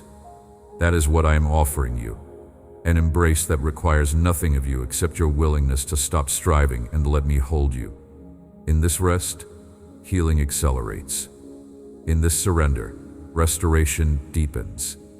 In this letting go, everything you have been holding together with white-knuckled determination is picked up by hands that are infinitely stronger and more capable than yours. Let me paint a picture for you of what your life looks like on the other side of this healing, because vision matters. It is hard to walk toward something you cannot see. It is difficult to maintain hope when you have no image of what you are hoping for. So let me give you something to hold on to. Let me describe what is being prepared for you. You will wake up with energy. Not the forced, fragile, caffeine-dependent kind, but genuine vitality that comes from a body that is functioning as it was designed. The heaviness that has been greeting you every day like an unwelcome visitor will be replaced by a lightness that makes you want to engage with the world rather than retreat from it. Your body will feel like a trusted friend again, not an unpredictable adversary. The pain that has been your constant companion will have faded to a distant memory. Your mind will be clear. The fog that has been obscuring your thinking will have completely lifted. Thoughts that used to get tangled and confused will flow with clarity and purpose. You will be able to concentrate, to plan, to create, to problem solve with the full capacity of the brilliant mind I gave you. Your creativity will return with a vengeance, producing ideas and insights and innovations that surprise even you with their quality and originality. Your emotions will be stable and healthy, not flat or numb, but balanced. Joy will be a regular and welcome guest in your heart. Peace will be your default setting, the state you naturally return to after life's inevitable disruptions. You will be able to feel deeply without being controlled by what you feel. Sadness will visit when appropriate, but it will be the clean kind that processes and passes, not the sticky kind that settles in and refuses to leave. Your relationships will thrive in ways they never have before. The people who stood by you during your illness will be bonded to you with a loyalty that nothing can break. New connections will form with people who are drawn to the light that radiates from a restored life.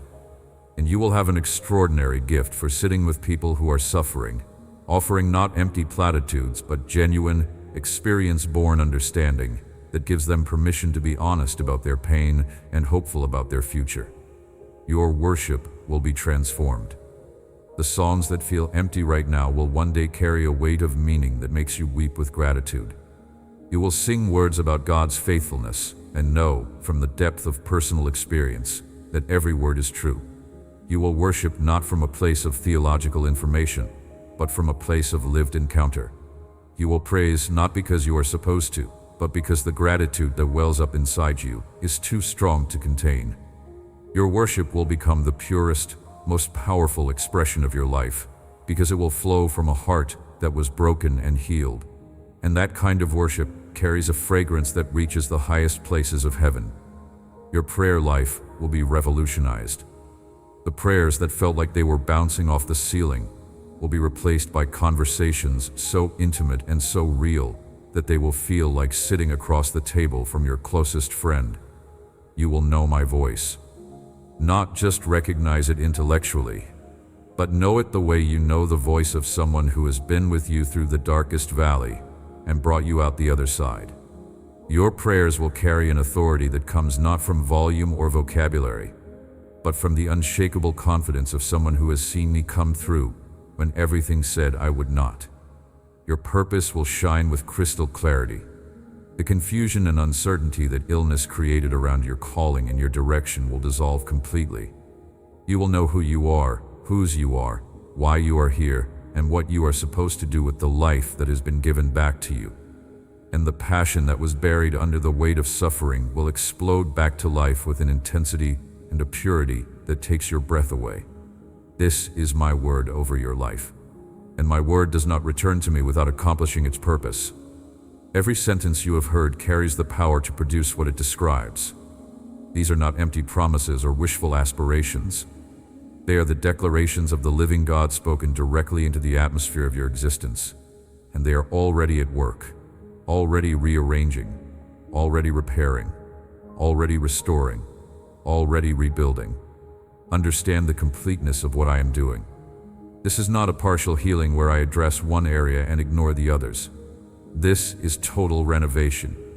Your body is being healed. Your soul is being restored. Your mind is being renewed. Your emotions are being stabilized.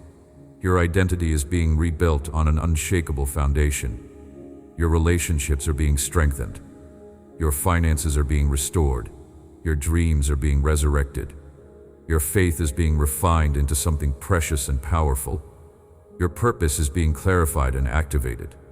Your future is being secured with promises that cannot be broken by any force in existence. I know that some of you have been waiting a very long time for this healing, and the waiting itself has been one of the heaviest burdens you have carried. Not just the illness, not just the pain, but the uncertainty, the not knowing when relief will come or if it will come at all. The watching of days turn into weeks, turn into seasons, wondering each time if this will be the moment things finally change. Let me give meaning to your waiting.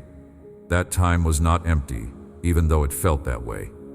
While you were wondering if anything was happening, while you were questioning whether I had heard your prayers or if they had gotten lost somewhere between your lips and my ears, While you were lying awake staring at the ceiling and wondering if this was your life forever, I was working, preparing, building, arranging, setting the stage for a restoration so thorough and so beautiful that when it fully unfolds, you will understand why it could not have been rushed. Some things cannot be microwaved. Some things require the slow, patient, deliberate work of a craftsman who refuses to rush because the quality of what is being created demands time and care and attention to detail. Your waiting is reaching its conclusion. Not because I am giving you a date on a calendar, but because the evidence is already emerging. Look for it. Small shifts, moments of unexpected peace, a flicker of hope that catches you off guard, a conversation that encourages you, a truth that penetrates deeper than it used to. These are the first green shoots in the garden that has been dormant. They are small, but they are real, and they are evidence that the season is shifting beneath the surface, even if the surface still looks like winter. I have heard every prayer you have prayed about your healing. The beautiful, eloquent ones, and the desperate, ugly, tear-soaked ones that were more groan than language. The ones spoken in churches with hands raised, and the ones whispered in hospital corridors with hands trembling. The ones full of faith, and the ones full of fury. I received them all. Every single one reached my ears and my heart, and not one was dismissed or ignored or filed away for later review. Every prayer you have ever prayed about your body, your mind, your emotions, your circumstances has been heard, considered, and answered, even when the answer looked nothing like what you expected. Gratitude is both a result of healing and an accelerator of healing, and this is worth exploring deeply. When you begin to notice the small signs of restoration, the moments of unexpected peace, the reduction in pain, the returning appetite for life, the slight improvement in sleep, the fleeting moment of genuine laughter that catches you off guard. When you begin to notice these things and respond to them with gratitude rather than dismissal, something happens in your body and your soul. Gratitude releases chemicals in your brain that counteract stress, reduce inflammation, improve sleep, boost immune function, and create a sense of well-being that is not dependent on circumstances. Gratitude literally rewires your brain in favor of hope, positivity, and resilience. It is not just a nice spiritual practice. It is a powerful healing tool that I have built into the design of the human body. I am not asking you to be grateful for the illness itself. That would be dishonest and unhelpful. I am asking you to be grateful in the illness, grateful for the small mercies, grateful for the people who have stayed, grateful for the moments of relief between waves of pain, grateful for the fact that you are still here, still breathing, still fighting, still reaching out for hope, grateful that you are hearing these words right now, which means that something in you has not given up, and that something is a gift worth celebrating. Start small. Start with one thing. Just one thing that you can genuinely, honestly be thankful for in this moment, and then add another one when you are ready, and another. The practice of gratitude is like exercise for the soul. It is difficult at first, especially when you are out of practice, especially when pain and disappointment have trained your brain to scan for threats rather than blessings. But with repetition, it becomes easier. With consistency, it becomes natural. And with time, it transforms the entire atmosphere of your inner world from one of scarcity and complaint to one of abundance and praise. The story of your healing is not just for you. It is part of a much larger narrative that I am telling through the lives of my children throughout the earth. A story of redemption. A story that proves there is no sickness so severe, no wound so deep, no brokenness so complete, no darkness so thick that my restoring power cannot reach it, penetrate it, and transform it into something that makes the angels themselves stand in amazement. I am taking everything the enemy meant for evil in your life, and I am turning it around for good so complete and so abundant that the original damage becomes invisible in comparison. The illness that was sent to destroy you is becoming the story that defines your greatest victory. The pain that was intended to break your spirit forever has forged within you a spirit that is completely unbreakable. The isolation that was designed to disconnect you from love and community is becoming the very thing that teaches you to appreciate love and connection at a depth that the comfortable and the healthy rarely reach. Every single thing you have been through has been noted, recorded, and is being repurposed for something magnificent. My heart turns now to those of you who have been carrying not just your own suffering, but the suffering of someone you love. You have been watching your child, your spouse, your parent, your friend endure illness. And the pain of witnessing someone you love suffer is, in many ways, more excruciating than suffering yourself. Because when you are the one who is sick, at least you have some measure of control. You can take medicine. You can follow treatment plans. You can fight. But when someone you love is the one who is suffering, you are powerless in a way that is uniquely agonizing. All you can do is watch and pray and hold their hand and try to be strong when your own heart is shattering. I see you, not just the person who is sick, but you, the one who stands beside them, the one who researches treatment options at midnight, the one who drives to pharmacies and doctors' offices and hospital buildings so often that you could navigate the routes in your sleep, the one who manages insurance calls and medical paperwork and appointment schedules while simultaneously trying to hold your own life together, the one who lies awake listening to their breathing, checking, always checking, because the fear of something happening while you are not paying attention is a constant companion that never lets you fully rest. The one who carries the emotional weight of two people because the person you love cannot carry their own right now. So you carry it for them, and nobody carries yours. My heart goes out to you with particular tenderness. The caregivers, the watchers, the ones who hold everything together while privately falling apart. Every sleepless session beside a hospital bed, every medication administered with trembling hands, every brave face put on over a breaking heart, every prayer whispered over a loved one when they could not hear you. I was there for every moment, and I am healing you too. The compassion fatigue, the secondary trauma, the emotional depletion, the physical toll of caregiving, all of it is included in the restoration I am orchestrating. You are not forgotten in this. You matter as much as the person you are caring for, and your healing is just as important to me. Let me say something about the relationship between faith and healing, because there is a misunderstanding that has caused enormous damage in the lives of many of my children. Some of you have been told, by sincere but misguided voices, that healing is directly proportional to faith, that if you just believed harder, prayed longer, confessed more boldly, declared more forcefully, your healing would come.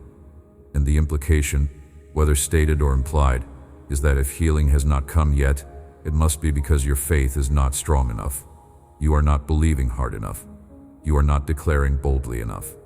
Something is wrong with you, not with the theology. Stop tormenting yourself with that lie. Your faith is sufficient, not because it is impressive, but because I am impressive. Not because it is perfect, but because my power is perfect. The woman who touched my garment did not approach me with confident, mountain-moving faith. She was desperate. She was at the end of herself. Her faith was the shaky, trembling, last resort variety. And it was more than enough, because the power was in me, not in the quality of her belief. Your desperation counts as faith when it drives you toward me. Your crying out counts as prayer when it is directed heavenward. Your I have nowhere else to turn counts as reaching out. And I respond to it with the full, unlimited, irresistible force of my healing nature. Your identity deserves attention in this healing process. Who you believe you are has been deeply distorted by your experience of illness. You used to define yourself by your abilities, your roles, your productivity, your contributions to the world. But illness stripped many of those away, and in their absence, you have struggled to answer the question of who you are without them. If you are not the strong one, the capable one, the reliable one, the one who gives rather than receives, then who are you? Let me answer clearly. You are my child. That is your primary, foundational, unshakable identity. And it has absolutely nothing to do with your health, your productivity, your performance, or your capacity to function at any particular level. You are loved not because of what you contribute, but because of who you belong to. You belong to me. And belonging to me means your worth is determined by my declaration, not by your demonstration. I declared you infinitely valuable before you ever accomplished anything, and that declaration is not subject to review based on your current condition. The practical dimensions of your healing deserve attention as well. Pay attention to the wisdom I am providing through medical professionals, through nutritional knowledge, through the prompting to care for your body in concrete, practical ways. I work through natural means as readily as supernatural ones. Do not neglect the body I gave you. Feed it well, hydrate it, give it adequate rest. Move it in ways that support rather than strain it. These practical steps are not alternatives to faith. They are expressions of faith. They are acts of partnership with me, ways of saying, I trust you enough to take care of the body you are healing. The isolation illness has created is being shattered. Walls are coming down, bridges are being built. I am sending the right people to you at the right time. People who understand your experience without needing lengthy explanations. People who can sit in silence with you without the compulsion to fill it with advice. People whose presence brings peace rather than pressure. These safe, healing relationships are either already in your life, waiting to be recognized for the gift they are, or they are on their way to you, being prepared and positioned by my hand, and you will recognize them by the ease and comfort and sense of being truly understood that you feel when they are near. Do not rush this process. Do not force connections that do not feel right. Trust me to bring the right people at the right time, and when they arrive, let them in. Let them see you. Let them know what you are going through. Let them help. Receiving help is not weakness. It is wisdom. It is the recognition that you were never designed to do life alone, and that allowing others to carry part of your burden is an act of faith, not an admission of failure. Your sleep is being transformed. The nights that have been plagued by insomnia, by racing thoughts that refuse to quiet, by pain that wakes you and keeps you hovering in a miserable half-consciousness for hours, by anxiety that sits on your chest like a weight and will not let you sink into the deep, restorative rest your body desperately needs. Those nights are changing. I am calming the systems in your body that have been keeping you in a state of hyper-arousal, unable to fully let go into sleep. I am quieting the mental chatter that accelerates the moment your head touches the pillow. I am addressing the pain pathways that activate in the stillness and steal your rest. And I am guarding the content of your dreams, replacing the nightmares and anxiety-driven scenarios that have haunted your sleeping hours with peaceful, restorative rest that actually rebuilds and replenishes your body's reserves. Sleep is not a luxury. It is a fundamental component of healing. It is during deep sleep that your body does its most intensive repair work, that cells are regenerated, that the immune system is strengthened, that the brain processes and organizes the experiences of the day, that emotional residue is cleaned up and filed away properly. When illness steals your sleep, it slows down every other aspect of healing. That is why restoring your sleep is one of my priorities. Not just helping you get more hours, but helping you get deeper, more restorative hours. Quality rest that leaves you feeling genuinely refreshed, instead of the shallow, fragmented imitation of sleep that has been your reality for too long.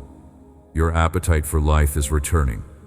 The activities that lost their appeal, the hobbies that went untouched, the passions that cooled to ashes are warming up again. Slowly, like feeling returning to a limb that has been numb. Sensation is coming back to areas of your heart that had gone dormant. You are beginning to notice beauty that you had stopped seeing. A piece of music stirs something inside you. A moment of laughter catches you by surprise. A memory rises, not a painful one, but a sweet one. And instead of making you sad for what was lost, it makes you hopeful for what is coming. These are the first signs of spring after an endless winter, and they are real evidence that the healing is taking hold. I am restoring your ability to trust.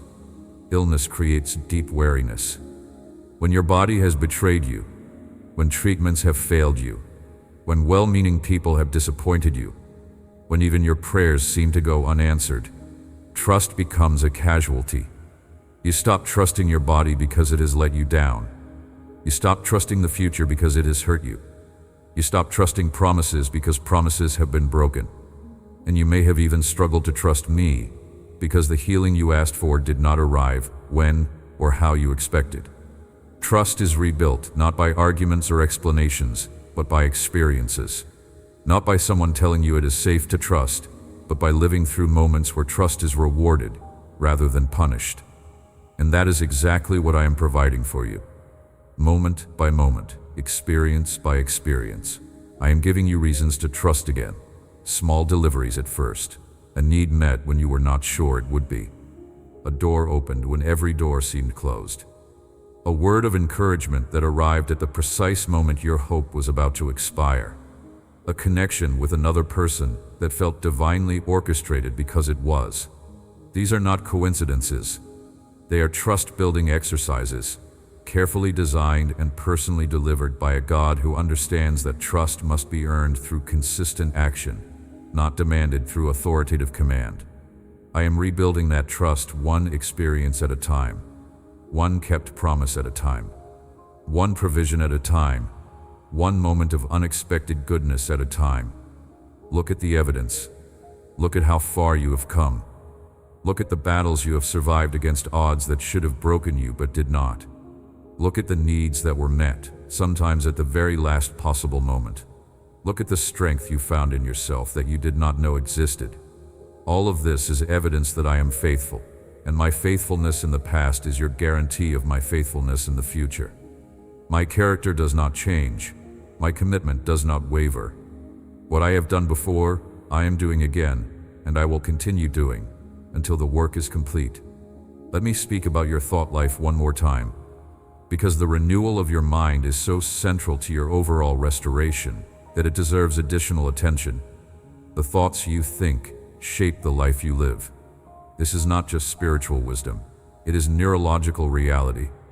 The thoughts you repeat most frequently create the strongest neural pathways in your brain, and those pathways become the default routes your mind travels when processing new information. If you have spent years thinking anxious thoughts, your brain has built superhighways of anxiety that your mind automatically travels down in response to any stimulus, even neutral or positive ones. The same is true for thoughts of hopelessness, thoughts of self-criticism, thoughts of fear, thoughts of unworthiness. Each repeated thought is like a footpath being worn into a hillside, and over time, those paths become so deep and well-worn that your mind follows them without conscious choice, like water flowing downhill along the path of least resistance. But here is the beautiful truth about the brain I created. It is not fixed. It is not hardwired in a way that cannot be changed. Your brain has a remarkable quality that scientists call neuroplasticity, which means it has the ability to change its own structure and function in response to new experiences, new information, and new patterns of thought. The superhighways of anxiety can be narrowed while new pathways of peace are widened. The deep ruts of hopelessness can be filled in while new channels of hope are carved. It takes time. It takes repetition. It takes consistent exposure to truth that contradicts the lies your brain has been rehearsing. But it is possible. It is happening. And I am the one driving the process. Every time you hear my word, it lays down new pavement on the roads of truth in your mind. Every time you choose to reject an anxious thought and replace it with a promise I have made, you are strengthening the new pathway and weakening the old one.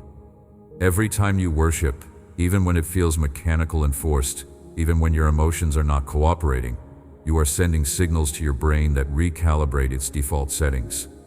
Over time, and I want you to be patient with the timeline, the new pathways will become stronger than the old ones. Peace will become more automatic than anxiety. Trust will become more natural than worry. Hope will become the path of least resistance rather than despair. And you will realize one day, probably gradually rather than suddenly, that the constant mental battle has subsided, that your mind has become a quieter, calmer, more peaceful place to live.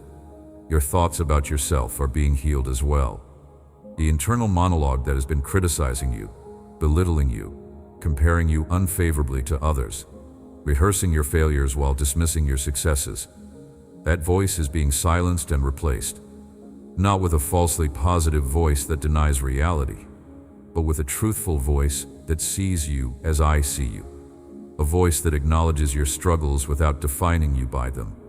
A voice that recognizes your weaknesses without shaming you for them. A voice that celebrates your courage rather than highlighting your fear. A voice that sounds more and more like my voice. Because that is the goal. The goal of mind renewal is not positive thinking. It is accurate thinking. Thinking that aligns with reality as I define it, not as your circumstances, your emotions, or the enemy of your soul would have you believe. There is something else that weighs on the hearts of many who are going through illness, and that is the question of why. Why me? Why now? Why this particular illness? Why this severity? Why this duration?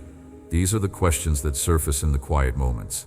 The questions you sometimes feel guilty for asking because you think a person of faith should not need to know why. But asking why is not a sign of weak faith. It is a sign of an active mind engaging with difficult realities. And while I do not always answer the why in the way you expect or on the timeline you prefer, I want you to know that the question itself does not offend me or push me away. There are some things I will explain to you in this life.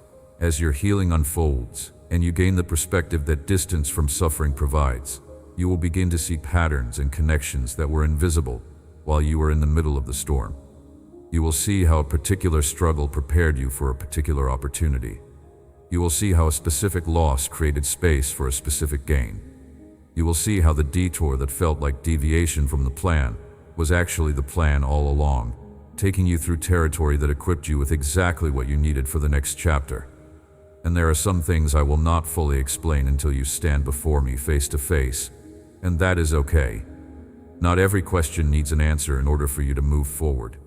Sometimes moving forward means walking in trust without full understanding, putting one foot in front of the other, not because you can see where the road leads, but because you trust the one who built the road. This is what faith looks like in its most mature form. Not the absence of questions, not the suppression of doubt, but the decision to keep walking with me even when the map is unclear and the destination is hidden behind the next hill. I have one more thing to say to you, and I want it to settle deeply into your bones. I am proud of you. Not for performing well during your illness, not for maintaining a cheerful attitude when you wanted to scream, not for having flawless faith when everything around you was falling apart. I am proud of you for still being here, for still listening, for still reaching out with whatever strength you have left, for getting up on the days when getting up felt like the hardest thing any human being has ever been asked to do, for seeking help when pride and shame were telling you to suffer in silence, for being honest, even partially, about the depth of your pain. You are braver than you give yourself credit for, stronger than you feel, more resilient than your current circumstances suggest, and more loved than your heart has the capacity to fully understand, although I am working on expanding that capacity daily. The healing happening in you right now is not a reward for your performance. It is pure gift, pure grace. The expression of a love that does not keep score, does not require repayment, and does not have conditions attached. I am your healer. The one who sees every dimension of your need and has the power and the will and the love to address each one with precision and tenderness and thoroughness. Nothing in you is beyond my reach. Nothing in your experience is beyond my ability to restore. The comprehensive, total, absolute healing of your entire being, body, soul, mind, emotions, relationships, purpose, future, all of it is underway. And it will continue without interruption until it is gloriously, completely, undeniably finished. You are braver than you give yourself credit for, stronger than you feel in your weakest moments, more resilient than your current circumstances would suggest to any outside observer, and more loved, more deeply, and more completely loved than your heart has the capacity to fully comprehend in this lifetime. Although I am working on expanding that capacity with every passing day. The healing that is happening in you right now is not contingent on your perfect faith or your flawless behavior. It is a gift. It is grace in its purest, most tangible form. The expression of a love that does not keep score, does not require repayment, does not have conditions printed in fine print at the bottom of the contract. It is who I am. I heal because healing is in my nature, the way warmth is in the nature of fire. I restore because restoration is what I do, the way rivers flow toward the sea. It is not something I choose to do for certain people and withhold from others. It is something I am, and you are in the direct path of who I am. So let your shoulders drop, unclench your hands, release the tension in your jaw. Let the lines of worry smooth from your forehead. You are in the hands of the only healer who has never lost a patient, never encountered a condition beyond his ability, never started a restoration he could not finish. You are safe. You are held. You are being healed. Receive it. Not just intellectually, but with the full capacity of your being. Let this healing soak into your bones like rain soaking into soil that has been cracked and parched. Let it reach the locked and guarded places in your heart where the deepest wounds hide. Let it touch every fear, every doubt, every shame, every guilt, every bitter memory, every hopeless thought. My touch does not cause more pain. My touch transforms pain into something beautiful, weakness into something powerful, brokenness into something whole and strong and radiant. You are being healed. Cell by cell, thought by thought, memory by memory, emotion by emotion, relationship by relationship, layer by layer by layer. The work is in progress and it will not be stopped. Nothing in existence has the power to interrupt what I have begun in you. No illness, no setback, no relapse, no diagnosis, no statistic, no probability. No weapon formed against you shall succeed. And every voice that has spoken limitation and defeat over your life is being silenced by the authority of my words spoken over you in this moment. Your body is being healed. Your soul is being restored. Your mind is being renewed. Your emotions are being made whole. Your identity is being established on unshakable ground. Your purpose is being illuminated. Your relationships are being healed and deepened. Your faith is being forged into something indestructible. Your future is being secured by promises that cannot fail. Your joy is being released from the prison where suffering held it captive. Your peace is being established as the permanent atmosphere of your inner life. Let me leave you with this picture. Imagine that you are standing in a dry, cracked field. The ground beneath your feet has not seen water in what feels like forever. Everything is brown and brittle. The trees are bare. The soil is hard. There is no visible evidence that anything alive exists in this landscape. It looks abandoned. It looks finished. It looks like a place where hope came to die. But deep beneath the surface, hidden from view, seeds are waiting. Roots are holding on. Life is dormant but not dead. And as you stand there, looking at the barrenness and feeling the weight of the desolation, you become aware of something changing. The air shifts. The coolness touches your face. And then you see it. Clouds gathering on the horizon. Not threatening storm clouds, but the kind that carry rain. The kind that carry renewal. The kind that carry the answer to the land's long cry for water.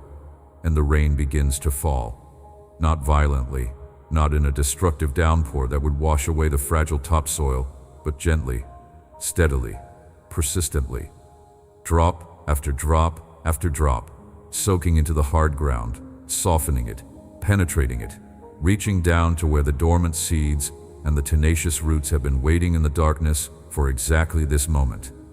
And as the water reaches them, something stirs. Life activates. Movement begins in the hidden places. And slowly, incrementally, with a patience that mirrors my own, the first green shoots begin to push up through the softening earth. Small, fragile, easily overlooked, but alive. Undeniably, miraculously, stubbornly alive. That field is you. The drought has been real. The barrenness has been real. The apparent death of everything you hoped for has been real. But beneath the surface, in places you cannot see and might not even believe exist anymore, life is waiting. And the rain has already started. These words are rain. My presence with you in this moment is rain. The stirring you feel in your heart, however faint, is the first seed responding. And what is about to grow from this ground will be so lush, so abundant, so breathtakingly beautiful that no one will believe it was ever a desert. That is the power of my restoration. I do not just bring things back to what they were. I bring them forward to what they were always meant to be. And what you were always meant to be is magnificent. This is my word. This is my promise. And I have never, in all the history of the universe, broken a single promise I have made. You are healed. You are restored. You are whole. And the world is about to witness the masterpiece that suffering tried to destroy, but my love absolutely refused to let go of. I love you with a love that has no ending, no limit, no conditions, no fine print, and no expiration date. I have pursued you with a kindness that will not relent, and I will hold you, heal you, restore you, and carry you for as long as it takes and beyond. Amen. If this message touched your heart, please share it with someone who needs to hear these words of healing and restoration. There is someone in your life right now who is fighting a battle with their health, their mind, or their emotions, and these words could be the lifeline they have been waiting for. Type Amen in the comments to receive this healing into your life, and subscribe to this channel so you never miss a message from God that was meant specifically for you. Your testimony of healing is coming, and when it does, come back and share it here so that others can be encouraged by what God has done in your life. You are not alone in this journey, and together we are witnesses to the healing power of a God who never fails.